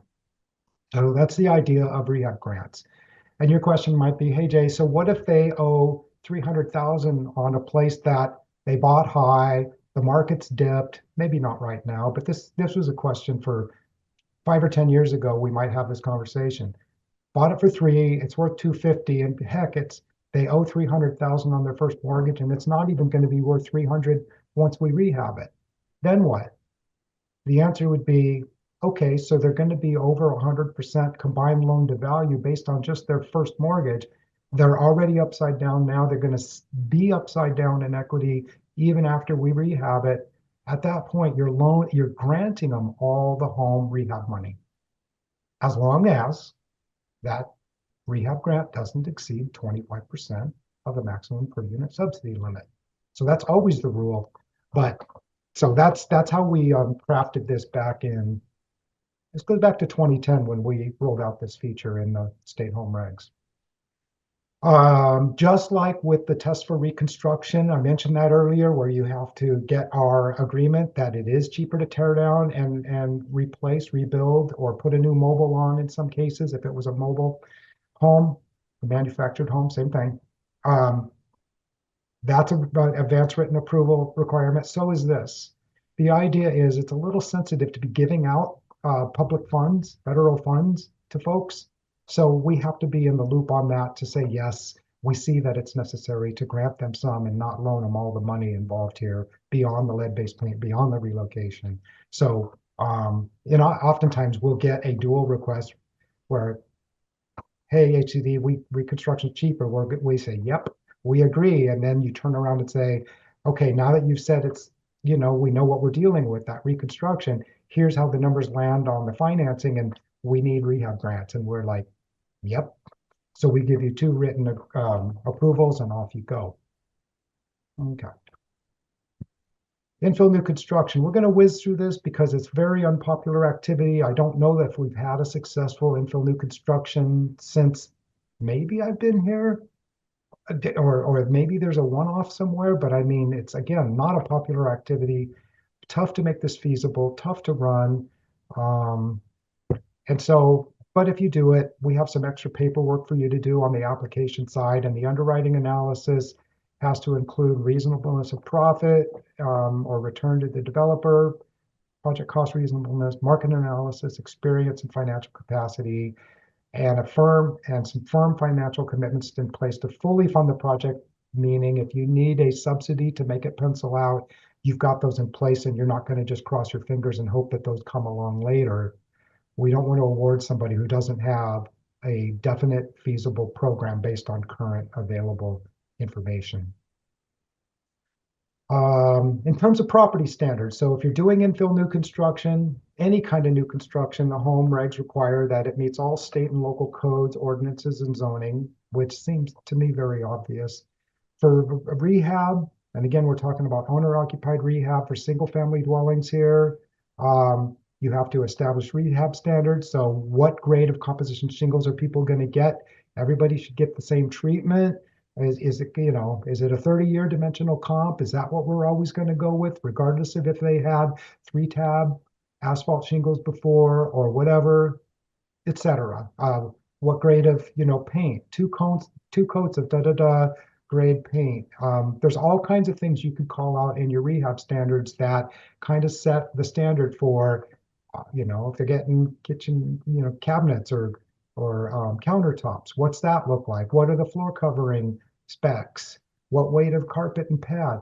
There's all kinds of things you could think about that ought to be standardized in advance so that there's not the appearance or possibility that people are getting differential outcomes based on maybe who their contractor is. Because remember, you guys, as the program operators, are setting the scope of work, you hand out the scope to the contractors, you specify the rehab standards, they come up with pricing to match with, again, you said a certain weight or density of carpet and pad or other floor covering, et cetera. So that's the idea of rehab standards. Major systems. So the home final rule defines major systems as structural support, roofing. I'm looking over here because that's where my speaker's notes are. Roofing, windows, doors, siding, gutters, plumbing, electrical, and HVAC. Those must each be found to have at least a 5-year remaining service life, according to the home final rule, 2013 change that we saw 12 years ago. Or else you have to do something about that. So that could be a repair, or it could be a replacement. So you can't leave somebody in a situation after rehab that they have a major system that doesn't have at least a 5-year projected useful life. You would need to call that out on your work write-up, like we're going to change out the HVAC system because it's, 25 years old. And guess what? We couldn't reasonably, no matter how many repairs we did or maintenance or whatever, couldn't expect that to last another 5+ years. That would satisfy me as an auditor about why you decided to replace what was a currently functioning HVAC system. But please be very careful to do good documentation to make your case. Let's talk about down payment assistance property standards. So that just has to meet health and safety and local code compliance. Just makes sense, right? And that's the standard for which you're going to inspect to make sure you're serving a standard home, not a substandard home. And then for tenant-based rental assistance, it's that housing quality standards. There's a checklist that's built into your TBRA program guidelines, as well as a samples VAWA lease agreement and a lease agreement addendum and an agreement with the landlord and an agreement with the household. They're all contained as appendices in your TBRA program guidelines, by the way, if I don't have that on another slide. Okay, manufactured housing, a little bit different on the property standard side. So you've got, if it's going to be a reconstruction, so that looks like taking away a dilapidated manufactured home with the idea that it's cheaper to buy one off the market and stick it down and attach it to a permanent foundation. And that's the requirement is if you're doing a reconstruction and not just a rehab, you got to put it on a permanent foundation or attachments to a permanent foundation, and it has to have actual utility hookups. If it's just a rehab and not a reconstruction, then it has to have an approved foundation and anchoring to meet state and local codes. HCD happens to be in charge of the state codes for those, our Codes and Standards Office. And the lease period, it says here, has to be at least equal to the home affordability period when a purchase is involved. So let's stop here a second and talk about that. So if you're assisting someone to buy a mobile home in a park, great. However, let's assume for a second that it's $15,000 or $40,000 or more of down payment assistance. That triggers a home 15-year period of affordability. Are they really going to be able to have a lease in that mobile home park that's at least 15 years? If not, it says here that you can't assist them to buy a mobile home in a mobile home park. Obviously, if they've got a manufactured mobile home, same thing, on private land, then that's not going to have a lease. But there's always a lease involved with space rent in a manufactured home park. NEPA. Again, that stands for National Environmental Policy Act. It's at 24 CFR, and for our purposes, HUD made regulations to address that federal overlay, and it's found at Part 58, as opposed to Part 92 is where we find the home regs themselves, but the home regs point to Part 58 for us and you, cities and counties and states. If HUD's doing something directly, they've got a different Part 55 or such, but this is Part 58. That's where you'll find all of the controlling regulations, plus things they point to in turn about executive orders for floodplain management, So that's kind of our Bible for that. And I should have put this on the slide, but there are amazing, excellent resources found on, and maybe one of you can put this on the chat to everybody, a link to the HUD environmental webpage where they've got great help for each of the environmental factors, especially that come into play on owner-occupied rehab, because we're going to talk in a minute about the forms that you would need to complete for each home activity, but it's not for the faint at heart. So you'd want to rely heavily, and some of our business partners are intimately familiar with this website. That's where you get the actual forms you use to evaluate each and every assisted household, whether a tenant, home buyer, or homeowner, and how just resources to correctly fill out the home worksheets to sign and certify before you can commit funds to that project, that tenant, that homeowner, that home buyer. Okay, and so the idea with a NEPA, no funds, no home funds in this case, may be committed to a home activity or project before the completion of the environmental review for that project. So it's not programmatic. You can't do one form and say, we're good to go on all of our home buyer assistance. Nope. We're good to go for all of our tenants. Nope. Homeowners, nope. What you can do is there's one form that you'll fill out to knock out all of your general admin for this contract period. And you're going to document on that form that that's an exempt activity. And so all you had to do was fill out the form that says so, keep it in your records, and give it to us at general setup conditions time for for your contract or your program income only contract, because pretty soon you'll have to be applying for program income only activities. So that's that form. So there, actually, there is the link, but if somebody again wants to throw it in the chat so that somebody could actually click on it right here, right now, that'd be great. If I could copy and paste that, throw it in the chat, I could. Okay, there it is. Thank you, Vicky. So there's the required forms for anything you do.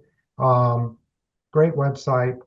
Be familiar with it. Make sure you are. Make sure you use it. We use it when we're evaluating your stuff.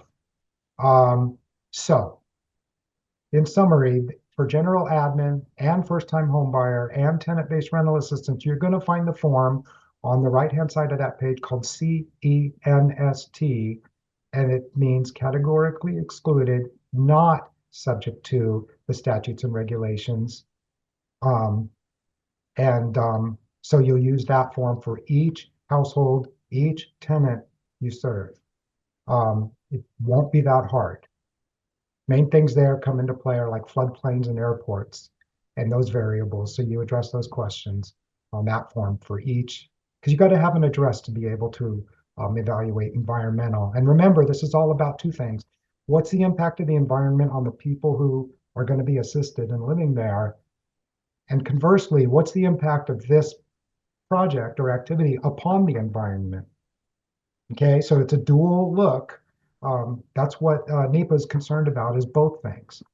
For owner-occupied rehab, you use a different form called the CEST. Notice the N is missing because it's subject to. So that's short for categorically excluded, subject to the statutes and regulations, environmental statutes and regulations. If you were doing a rental new construction project, it wouldn't be categorically excluded at all. It would be, so they'd have to do an environmental assessment, an EA. In the world of home single family activities, you'll never get into that level. But on owner occupied rehab, you will be doing the CEST form, which looks a lot like what used to be called a statutory worksheet. So just know there's 10 or 12, whatever factors, separate factors you have to address there one by one. And that website at HUD will help you. They've got great worksheets to walk you through of getting to the right answer. And our reps have wonderful resources from our environmental specialists that they can give you to give you some kind of, I'm going to call it pat answers for some questions so that you don't twist yourself into knots. And we give you like, there is a one size fits all answer to several of the questions on the CEST form. And so don't reinvent that wheel. Lean heavily on your home program activities rep when it comes time to deal with environmental forms until you get the hang of it. Finally, we must approve your NEPA package, so your CEST form and its supporting documents on each and every owner-occupied rehab project prior to the commitment of funds to the homeowner.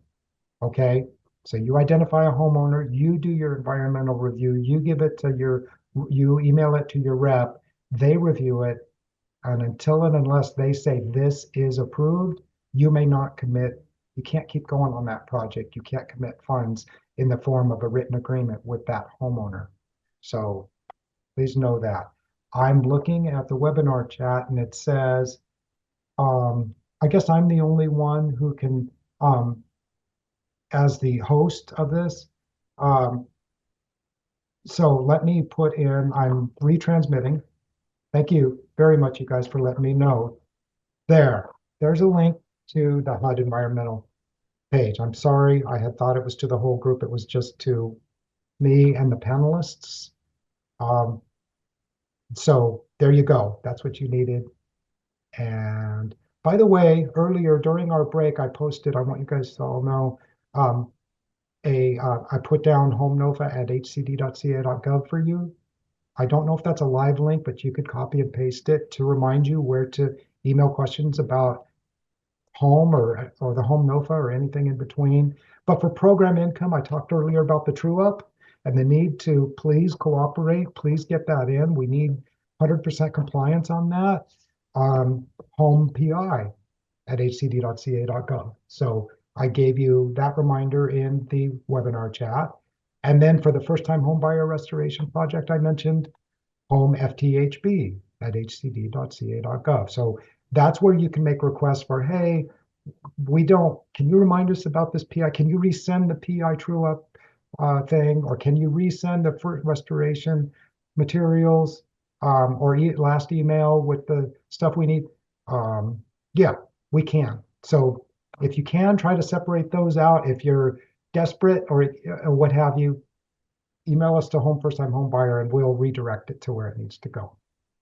Thank you, team, for reminding me. I was seeing something different than the rest of you. So good news, we're at another Q&A break. So Nikki, please take it away. Okay, we have some questions in the queue. The first question is an OOR question.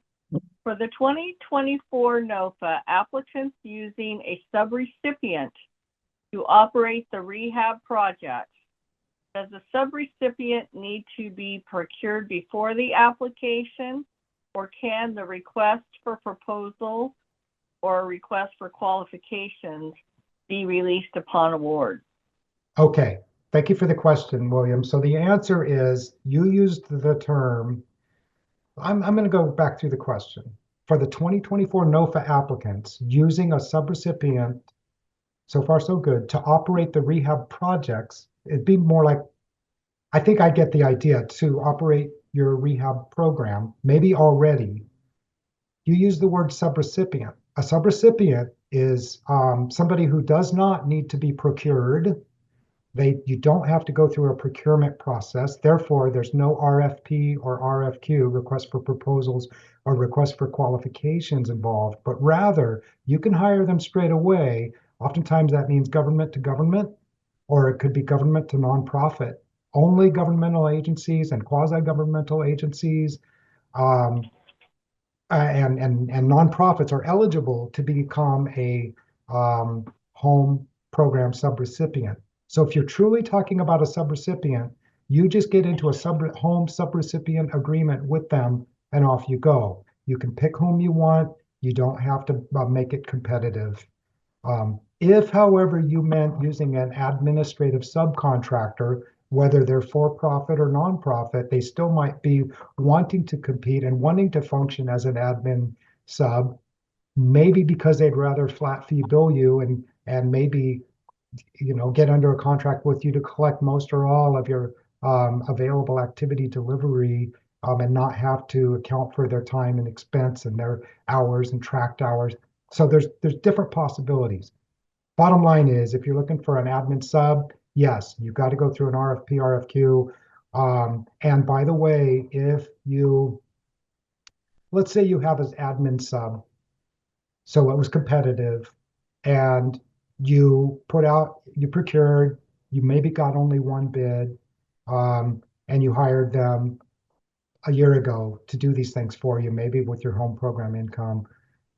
When you do if you get awarded here, and you do general setup conditions, we're going to say, are you using or planning to use an administrative subcontractor? And you say, yeah, we are. And we say, okay, well, did you get at least, if you've already gone through this, did you get at least 2 bids in response to your request for proposals, your RFP? And you say, yeah, we did. We say, okay, great. Keep those materials. We might look at them someday when we monitor.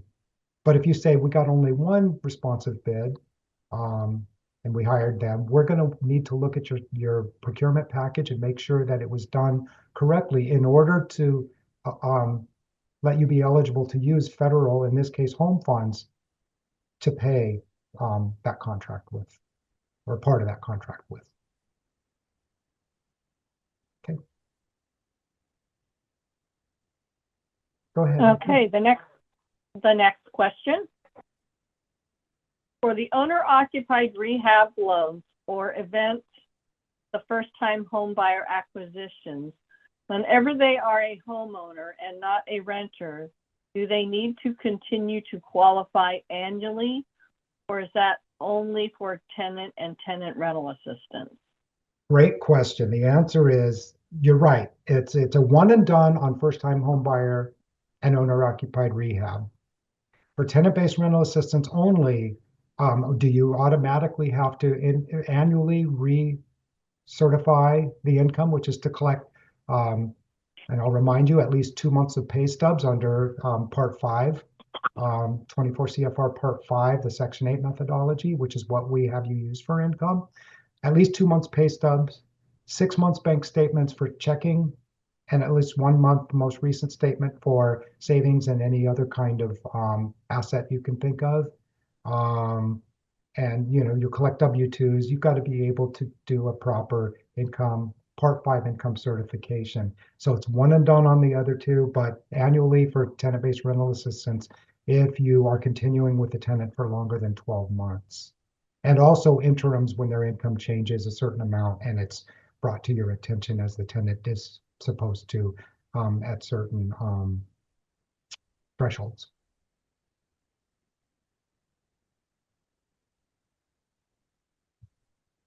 Okay, that ends the questions. Thank you. And I want to circle back to my my answer on Williams a little bit incomplete because he also said, do we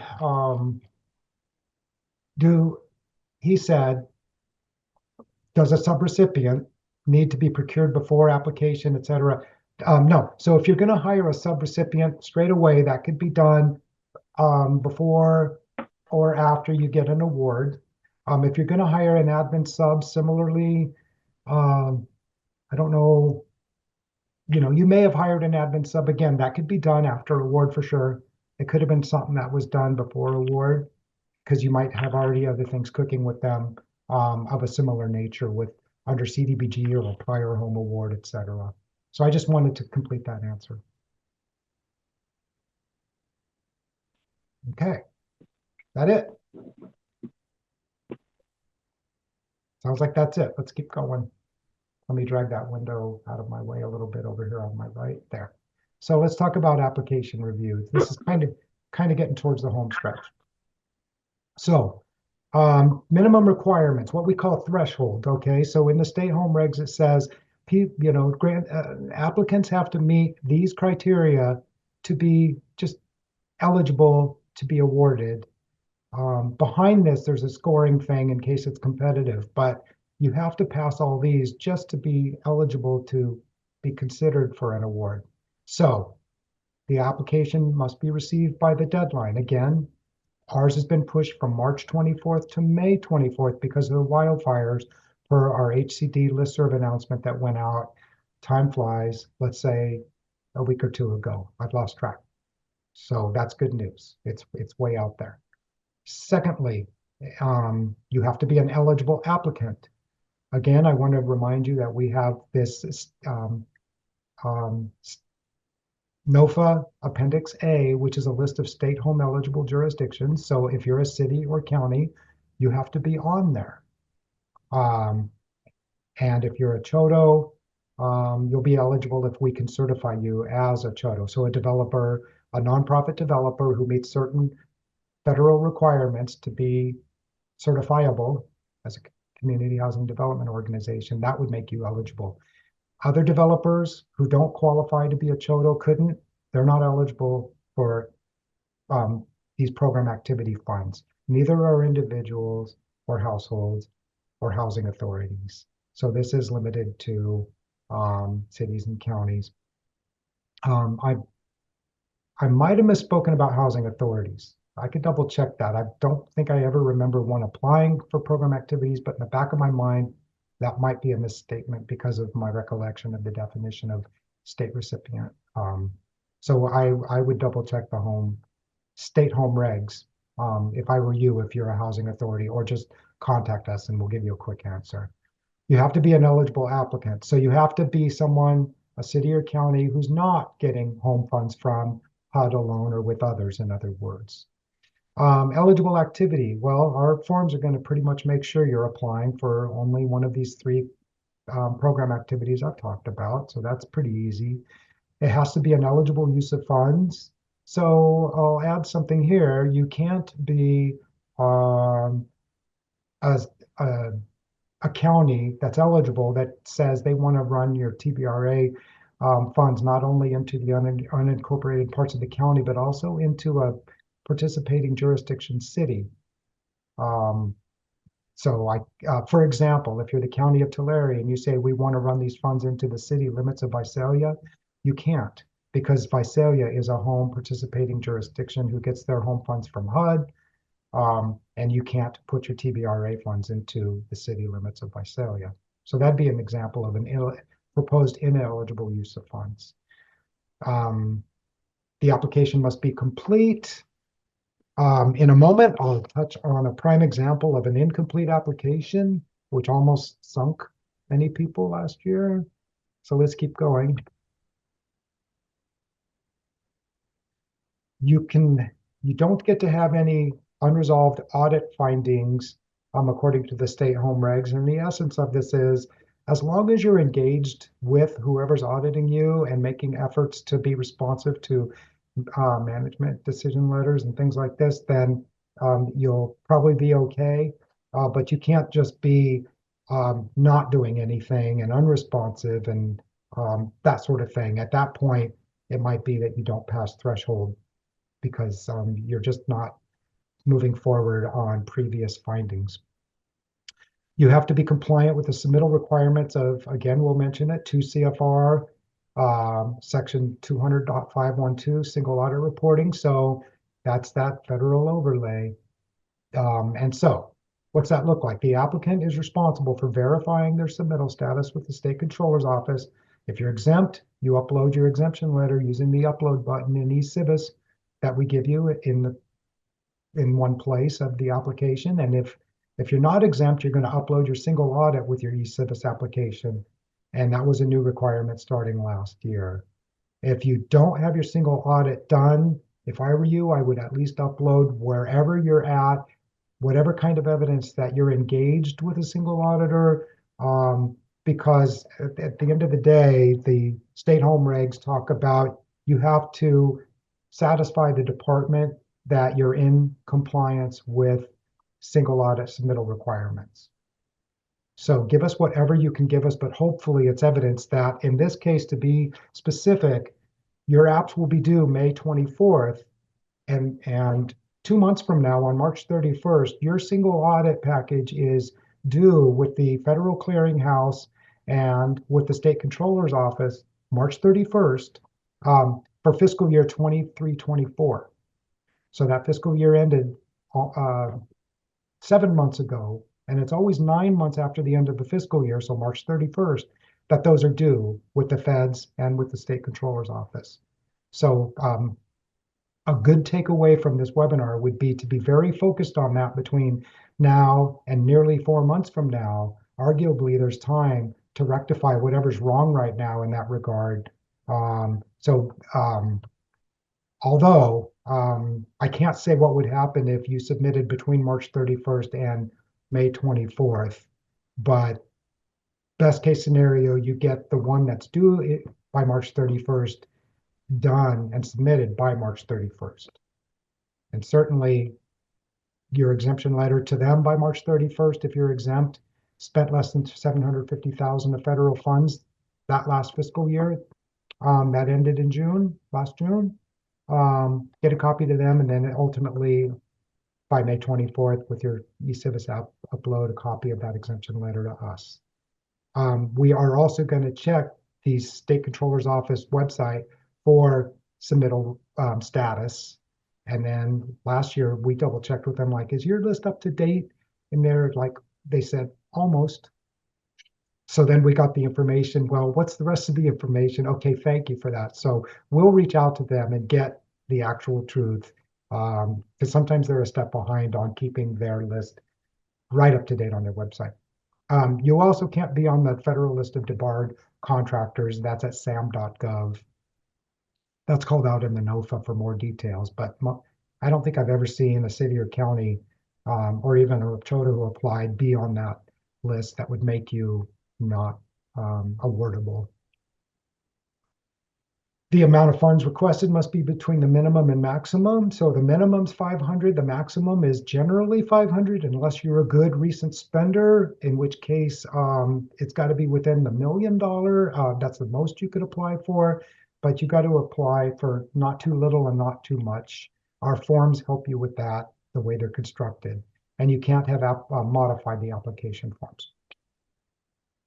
Now let's talk about the 50% rule that before I mentioned that wasn't this and this isn't that.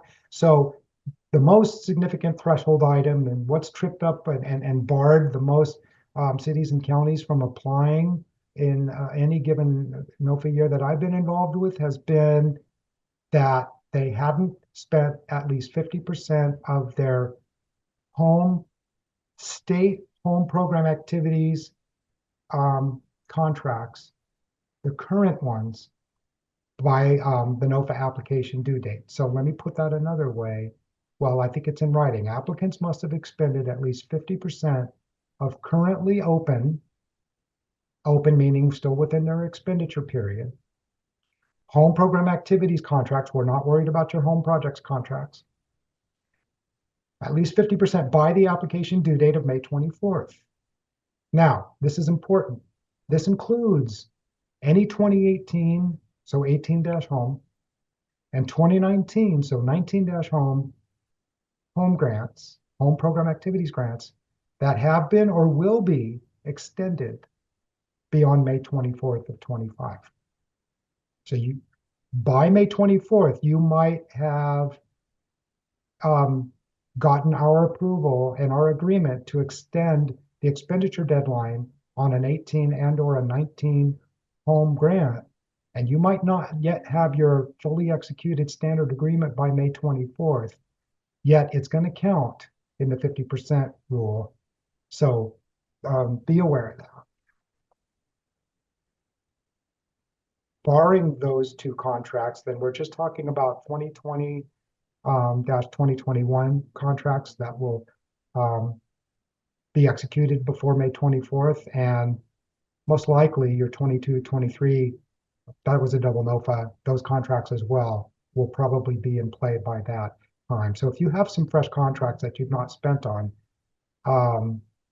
you're probably not going to be eligible to apply for this NOFA. Again, the idea is those who have funds on hand shouldn't be applying. We're trying to help folks who are out of money or who spent so well recently that, you know, they still have one open, but they are great spenders and they are projected to spend their next batch of home funds even while they're still spending out the rest of their last batch or two.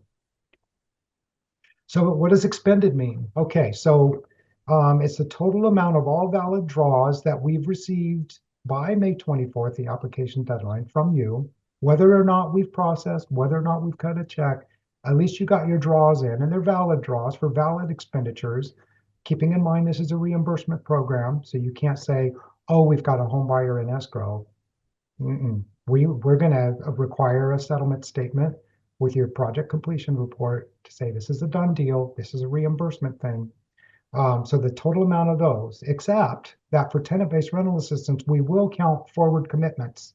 So a project setup report would be evidence of commitment of grant home funds to tenant households. So this kind of restates it. First-time home buyer and OOR, a valid draw is limited to the amount needed for reimbursement of actual expenses for work. Owner-occupied rehab, we're talking about work that's been completed. Contractors paid an interim billing. You've paid them. Now you're seeking reimbursement. For first-time home buyer, the work is mortgage assistance and a closed escrow. So, sorry, I got ahead of myself. So escrow's closed on first-time home buyer, OOR, what's been done and paid for after inspection, and TBRA, the rental assistance amount or remaining rental assistance amount multiplied the number of remaining months beyond May 24th. So you don't have to actually have paid it out because TBRA happens, you know, in monthly payouts, but your forward commitments do count in TBRA, unlike the other two. So how's a 50% rule math work? Well, you just add all your quote current. We already talked about that. That includes upcoming extended ones that will be in play, whether it's before or after the May 24th application due date. You add up those contracts, the award amounts, divide the collective amounts by 2, and that's how much you must have expended according to the definitions we just gave of expended. Basically turned in the paperwork to support the expenditures. So now we're going to shift to scoring and ranking. So great, you got past threshold. So now we're going to score up your app and only score if it's competitive, if we're oversubscribed.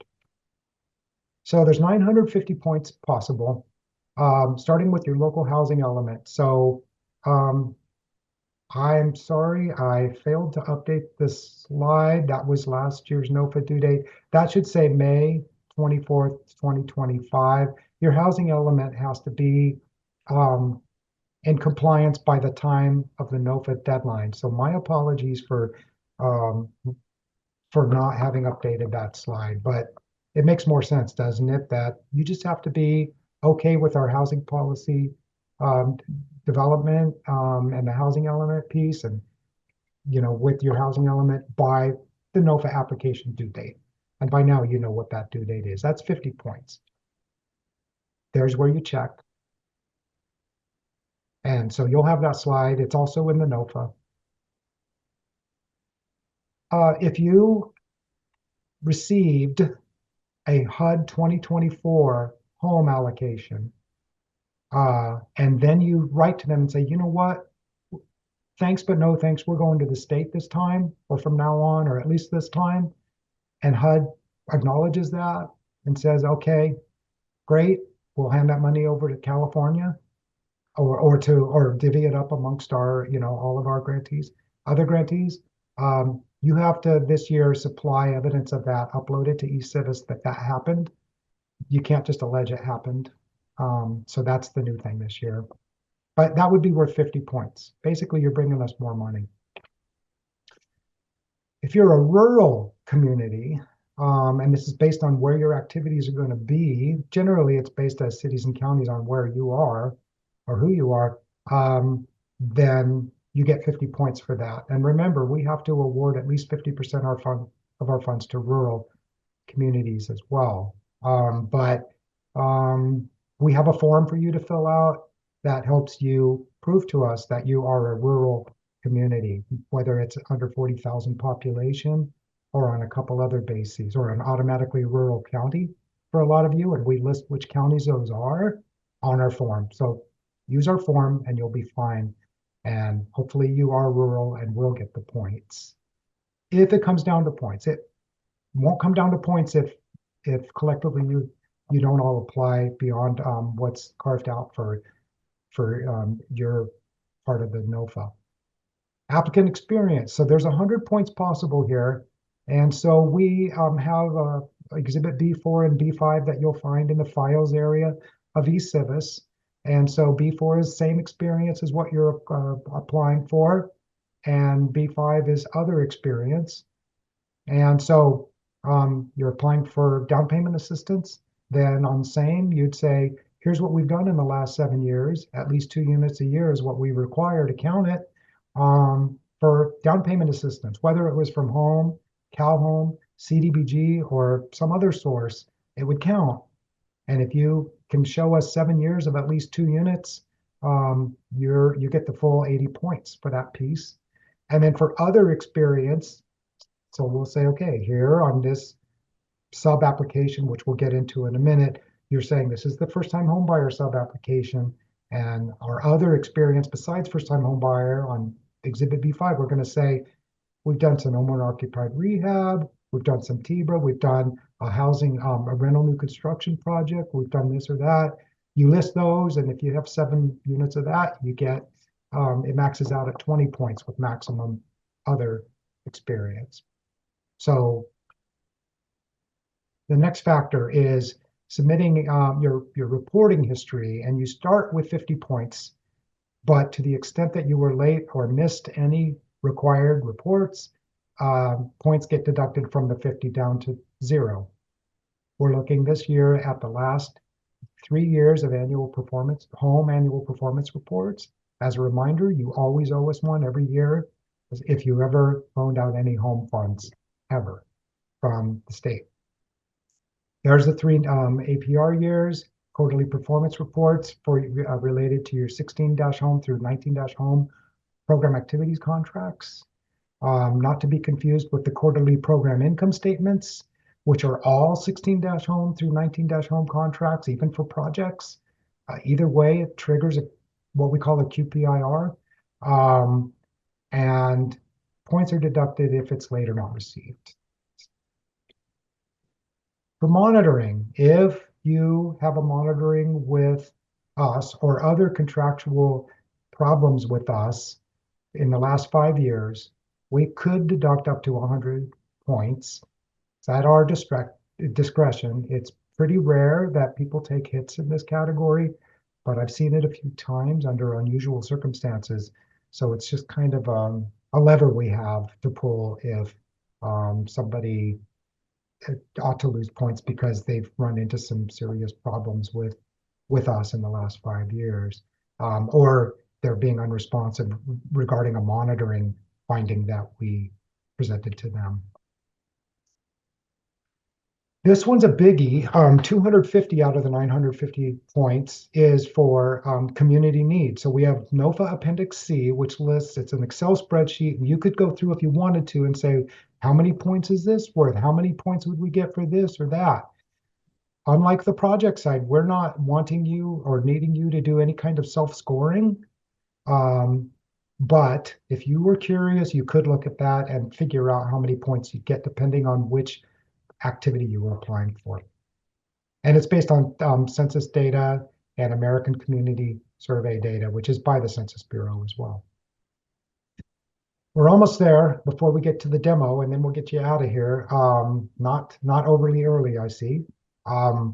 So project feasibility. So if you're applying for first-time home buyer, there's 75 points here for each category. And if you're applying for more than one, we just average them out. But basically, and I think we prorate them, but first-time home buyer, you're going to give us an Exhibit B7. It's going to say we want to do X amount of housing units, and last year, X amount of housing units sold at or below that target price we had.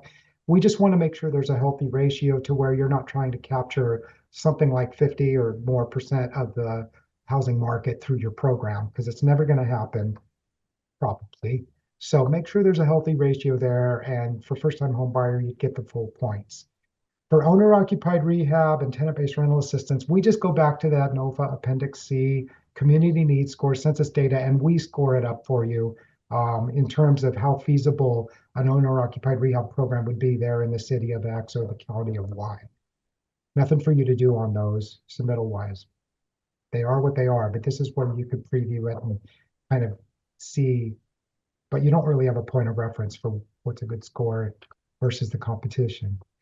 This is the easiest 25 points you'll get. All you have to do, and you do have to do this, is check the box and sign the form on our Exhibit B6 that says, yes, we know that if we're awarded, we have to, for each activity that we're awarded, we have to start with your program guidelines template that's locked into track changes. And that's the only starting point for us completing our program guidelines for you guys to review and approve as part of general set of conditions. The form doesn't say all that, but that's really what's going on. So everybody will certainly be forced to upload that with each sub-application. Okay, and remember I said about how if you were a good recent spender, you could apply for more money. And that's that original thing where I said, don't think about the 50% rule here. This isn't that. Okay, but I said back then, early today, that thing benefits you in two ways. You could apply for more, but you also get extra points for the exact same things I talked about, which is, look, for those three contracts on the screen, 16, 18, and 19, if you spent 75+% of those, you get 90 extra points, and you could apply for $1 million. If you spent 50 to 75% almost, you can get 60 extra points, and you can get 700,000 of an application instead of 500. So double benefit to being good recent spenders. I think I'm going to say last but not least, I think this is the last scoring factor. So for the state objectives, there's 110 points available for homeless or extremely low income. So if you apply for TBRA, you get these points. If you're not applying for TBRA, look at options 2 and 3. Your proposed program activity will primarily serve, doesn't have, forget TBRA. If TBRA is automatic, you're good. If it's first time home buyer or OOR, you would certify on this form if it's a true statement that you will primarily serve, so at least half of the people experiencing homelessness and or those at risk of homelessness. Okay, or another option is you're going to certify that your first-time homebuyer or OOR program will primarily serve extremely low-income families, which is 30% or below of income. Okay, so that could be if you had an OOR program that was going to, and you typically have people that are very low income there. And remember, you're not giving them an amortized loan. They don't have to have, there's no income, you're not filling gaps. You're not worried about ability to pay. So you could be serving people who are very low income, who are homeowners. And so if you're able to honestly certify that, you do, and there's points there for you. So final round of questions before we get to Vicky's quick demo of eCivis. Nikki, do we have any? Oh, Sorry about that. Yep, we do have one question. The question is about the home guidelines, so I'm going to pass this one to Willa. The question is, are the home guidelines ready to access? I think, Nikki, she's asking about the home program guidelines in terms of first-time home buyer program guidelines. AJ, could you clarify the question there? Are you referring to traditional program guidelines for each activity in that sense, as opposed to the guidelines with a capital G for the, that's replacing the state home regs? Yeah, she's asking about the template. Okay. I'm sorry. Okay. It wasn't clear. Okay, thank you. And so the answer is yes, those are available upon demand from your home program activities rep. So I think, as I recall, AJ, for you, I think it's Tony Noya. But yeah, reach out to your home program rep. They have access to the latest and greatest home program guidelines. I will remind you that the first-time home buyer program guidelines are up on our website because of our first-time home buyer restoration effort that's going on. Those are the only of the 3 sets that are up on our website at this point. Okay, so for lack of time, we got to keep plowing on. So with that, I want to say, Vicki, please. I've got to set her up. So we talked about the eCivis application portal. So needed to make this point. Many of you struggled last year, a year ago, with the NOFA, with our new main and sub format. So for you, when you get into eCivis, you need to pay attention to the fact that we have a main application for program activities, non-tribal, which is the one you're after, and a sub version as well. So the main, for those of you who've been around a while, represents application part A that we used to do, and you'd fill out only one part A back when it was even on paper, and then eventually you'd submit them electronically, but they were still, Excel documents and Word documents at that time.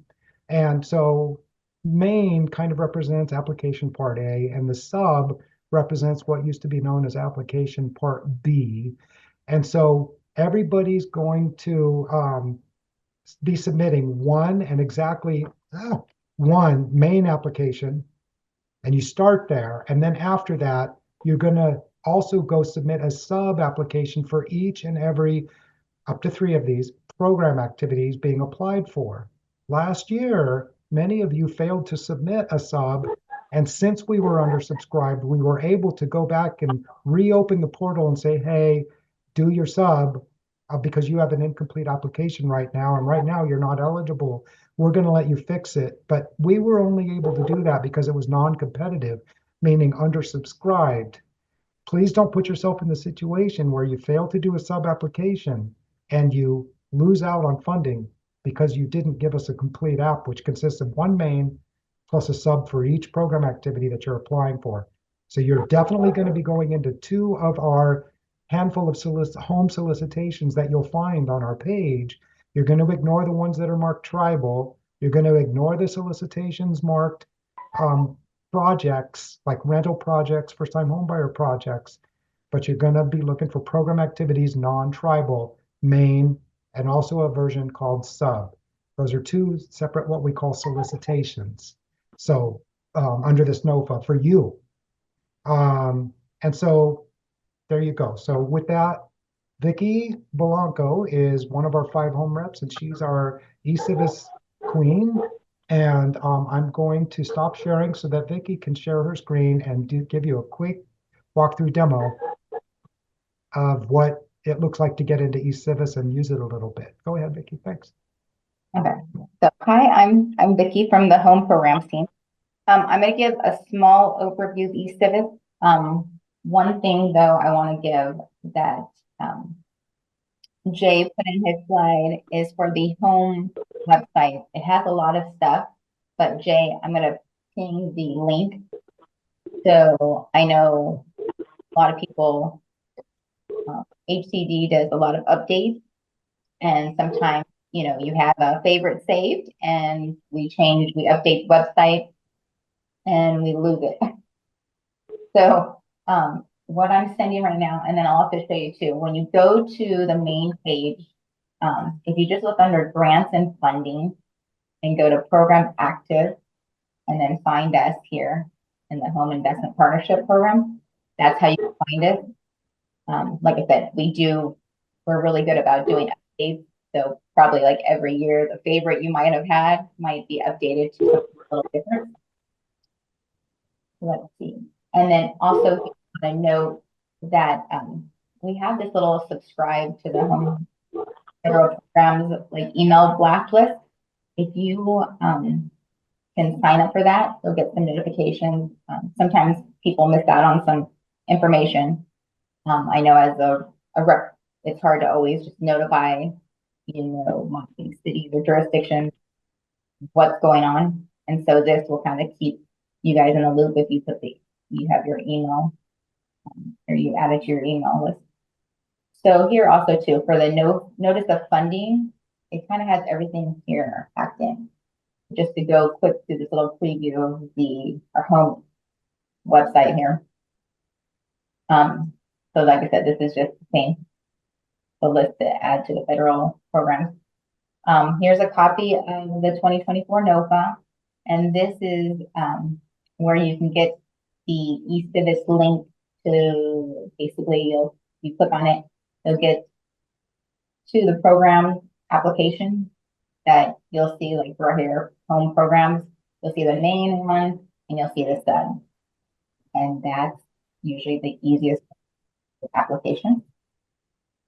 Also on this website, which is good, is it has some of the forms here, but it has also, let's see, I like the resources. So this here, what Willow was saying that will probably be updated maybe by the next year, is it has a list of our federal home regulations and our state home regulations. So sometimes people have questions for us. This is a good resource to go into them, and you can, you know, Control F and try to search for the answer to the questions. Like she stated, they're going to try to, believe, combine them into one instead of having 2 separate things. But it is good. So right now you would have to go into the state, research the question, also go into the federal, research the question to see if there's any overlays that would affect it. Here's the first time home buyer resources. Like Jay said, some of these been updated. You know, I think his presentation and some of that stuff is there. So just showing you the different resources for that. Okay. And then now going to the eCivis. So like I said, the easiest way, you know, is really just on the NOFA.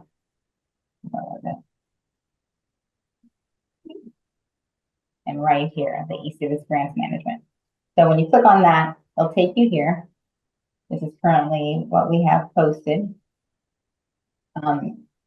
probably in a few days, you'll see some for tribal. So make sure you go for the non-tribal. Then if you're a first-time user, it's as easy as just typing in eCivis portal login. When you go there, they'll pop to this page. If you're a new user, you just create an account. If you're returning, you just, of course, log in and password. I know we do this almost every year. Sometimes we forget our passwords. So you want to go, you can, forgot password, it'll send you an email. You can update that. When you do log in, you want to go to portal login. And then when you're actually being a new user and you create an account, it will just ask you for the basic stuff. And then when you sign up, it's going to take a while. Sometimes it could take up to an hour. They'll send you an email. So you can't just log in right away. You have to wait for an email to be posted to you. And then you click on the confirm my account, and then it'll let you go into it. And then also too, when you go into your eCivis account, like I said, it's good to start with the profile. Just ask for the basic. You can get more detail if you wanted. Make sure you update profile, and it'll just give you like a little green tab saying it's good. If you go to my awards, usually you can go to my application. That's considered like the home tab for this. If you're kind of like a first time user, I don't think you'll see anything. It'll look like this basically. You can do a search. Sometimes that doesn't provide anything since you're a first time user. So honestly, the best way to go to the application is just to go back and go to this main hub, click on, like we'll do the main. And then you'll get to this nice little page. This will be, so you can just click on the apply button and it'll get you in there. You'll sign up with your password and all the good stuff, but at least this will be like directly, you just apply. This is good when you see it like this though, because you can go on the files and all the documents we're going to ask you to upload and just information, a copy of the NOFA, the TIN, or different stuff. It's all listed in one little area here. So some of these documents, actually I guess all of them, you'll have to download to your desktop, fill it out, and then upload during the application. Like I said, they'll have upload sections for you to upload those documents. So like this, if you go, it'll just take you right away. These are my practice ones right now. So it takes right here, you just create a new application, and then it'll go into that. Let's see, so this is the main application. So and sometimes, and go to portal, they'll make you log in a few times. So just be patient with the system. I'm not sure why. Sometimes it will stay logged in all the time. Sometimes it will log you out. But again, like I said, remember to go to portal. So the first part is just, creating the profile. For the most part, it's just name, information, your email, the, city or county's address, all this good stuff here. Once you do that, you save changes. You can mark complete, but if you're not done, I think with the required ones, I don't know if it will actually save that for you. But then you go into the main application. And then, you will just open this. And then it'll just fill out like what it asks you. And like this is what's calculated for what he was talking about. It will go to see where the blue, these little hyperlinks are. If you click on these, it'll take you back to the files tab. So that's where, you'll go ahead and pull it out, pull those files. I know some people like to have them like in advance. So it's just, they can, read through them. And then so when they come to this part, you're just filling out stuff and then you can just select to upload them. Let's see, I was trying to see that exhibit A, but Oh, okay, and then, so that's for the main one. But there's a part in here towards the end, which is this, you know, you have to fill out a budget. But the tricky part here is the budget is connected into this eCivis form. So you just want to scroll down and then click on these little hamburger things and edit budget. So like I was just using, if you're applying for, let's say the $500,000. So let's say if we were just going to say, oh, I just want to do like one item. This will be blank when you first start. And then say, I just want to do all first time home buyer for $500,000. You have to click on these little blue areas to open it up. Then in here, you're going to basically take the 500,000 times 2.5% and then minus that, which will leave you 487,500. And Vicki, can I make a comment? go ahead. Can you? Yeah, okay, you can hear me? Okay. I just want to remind everybody, there's a form that you're going to fill out and it's prompted in the application itself, in the main application called Application Amount Calculator. So that one's going to not only help you figure out how much you can apply for overall, but it's also going to take the amount you apply for per activity, and it's going to subtract out the general admin and tell you how much is left. And so if you were applying for just first time home buyer and you put in 500,000 in column C or D or whatever it is, it's going to tell you that, okay, then that's 487,500 for the activity. So scroll up a little, Vicki. And that's what would cause you to type that there. And then it would tell you $12,500 is the amount for general admin. And that would prompt you to open up the general admin area and type that there. And the form actually points all that out to you about what to do over here, working off of that Excel form. So we've laid it all out for you. We don't have time to show you that or demo it, but just be aware, please, that exists. Yeah. And it's critical. The main thing is just that I know, like, when you first go in here, you just want to, like, I want to just click on these things thinking I can type in some fees. The tricky part about this was just, you know, where to find it on the application, and then just make sure that you click on the first time home buyer, and then you put it just in the cost tab. Same with general admin. You have to open it up separately and put it in cost. Also, just make sure then when you're done, you just save changes. You also, when you have the sub, so then you just go back and then see it says you can go back to solicitation. And then for the sub, like I said, you will click on that. It'll give you the same information. The files that need to be uploaded to the sub are here. And you're doing one of those subs for each and every program activity that you're applying for. So if you're just applying for one thing, you do one sub, but you're applying for two things, you got to do that whole sub thing. Click on that subtitle twice and launch a new application for that second activity. So you're giving a minimum of one main and one sub, and as many as 3 subs. Yeah. And then also remember, each sub will have their budget that needs to be done.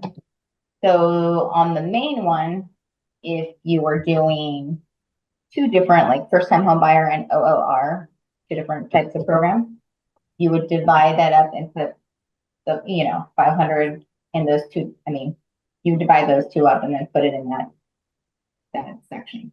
But if you're just doing the sub, all you need to do for the sub is like half of that, right? You just do the half of the.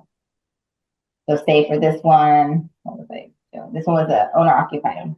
So you're going to do one, like I said, we're going to have one sub just for first time home buyer. And then for that one, you'll do a budget form just for those funds. Second sub, you'll do owner occupied rehab. Same here, you'll just do the budget just for just these funds. So it'll show like a total of 250. So again, you, like I said, open it, do that. Make sure you save it so it's saved. So when we get the application, they'll show. I mean, I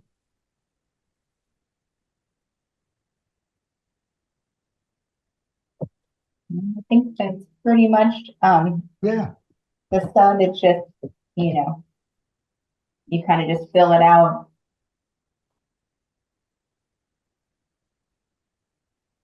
And, ask you your county, just ask you what you're applying for. It's just pretty self-explanatory. The items that need to be uploaded, same thing, He was talking about the appendix A, which will take you again to the file section. And it'll tell you like what jurisdictions can apply. I think that's pretty much it. wonderful, Vicky. Thank you so much. And I know that we're a little past time, so thanks everybody for that. Vicky, if you can stop sharing your screen, I'll share my screen and just kind of put the final PowerPoints up for everybody to see here. So time to deal with any residual questions to try to get you everybody out of here. So I've temporarily lost sight of my Q&A screen. So I have it. thanks. I have it, Jay. Thanks, Nikki. Okay, here we go. Can you please confirm if a nonprofit certified HUD counseling agency is eligible for these programs? We No. have received town home funds in the past. Okay. So, well, you might be a nonprofit housing counseling agency. That's great. But nonprofits can't apply for our program unless they're going to be applying to be a CHODO, to have us certify them as a CHODO, in which case, if you're a nonprofit and you're a developer, you're eligible to apply as a CHODO, but not by virtue of just being a HUD certified counselor. That's got nothing to do with applying for our program. Our grantees might be calling on you to counsel their first time home buyers, sure, but yeah, so I hope that answers the question about applying. And it looks like the last question in the queue is to confirm any missing documentation could disqualify the request, such as a budget form, and there is no one looking ahead at these to see items missing prior to the deadline. Right.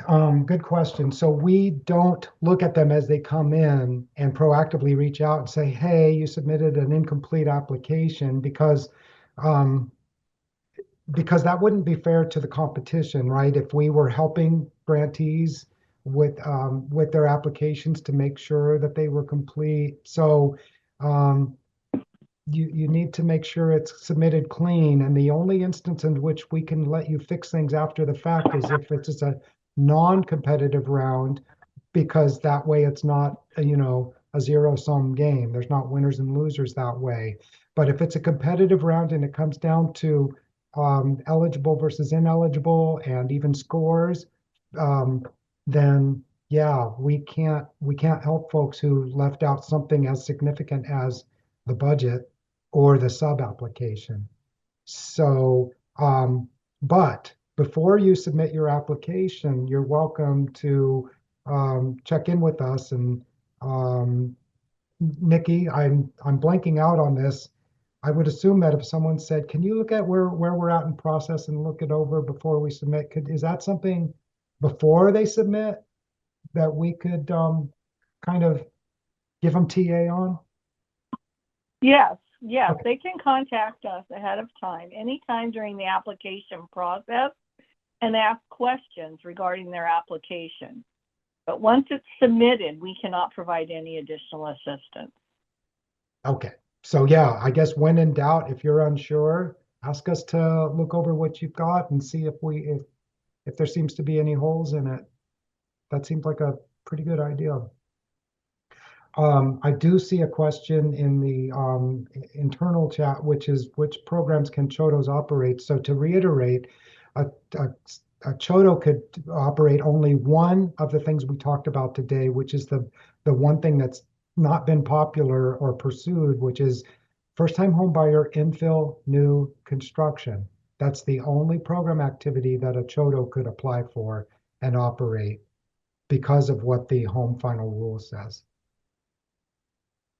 That is correct. However, a Chodo can apply for a first-time home buyer project, which would be a Oh, yeah, I meant for subdivision. program activities. My bad. Yeah. And they can apply for rental property, but that webinar isn't until next week. Sorry, I had my And program then- activities hat on when I answered that. Yep. That's okay. And then the final question here is, can you provide an update on the most recent home release? I'm not real sure what they're asking about, the most recent home release. I'm guessing it's about the new home, federal home regs, and maybe they weren't in on that part, but maybe they could clarify. That's what I'm seeking. It was an anonymous attendee. I'm hoping they're still with us. And then the last comment is, thank you all, great presentation from Candace. Well, thank you so much. We didn't mean to keep you over time. Sometimes that's a function of questions and answers that develop. It's we always love it when you're engaged and there's lots of questions and answers. So thank you for level of engagement, and for those of you who stuck the whole time, which eventually I'll see a report on who bailed early, and there's no hard feelings if you had to. But for whoever's still here, thank you for hanging in with us for 3 whole hours. Appreciate it very much. Pleasure to do business with you. And so as a reminder, submit home program inquiries via email to homenofa@hcd.ca.gov. And if you need help with, or you can't reach your reps or what have you, the home program manager for program activities is Kelly Underwood. For all of us, it's our first name dot last name @hcd.ca.gov if you need to reach us. There's Kelly's phone number. My preference is for people to reach out to me on email, not phone sometimes, because I'm in a lot of meetings. But anyway, there's the contact information. So thank you again so much for coming, and we'll see you at the next one of these, and hope that you're all able to apply and that we're heavily subscribed. So thank you again. And with Thanks, that, everyone. yeah. Thanks. With that, I'll end this if I figure out how. Okay. See everybody later. Thank you.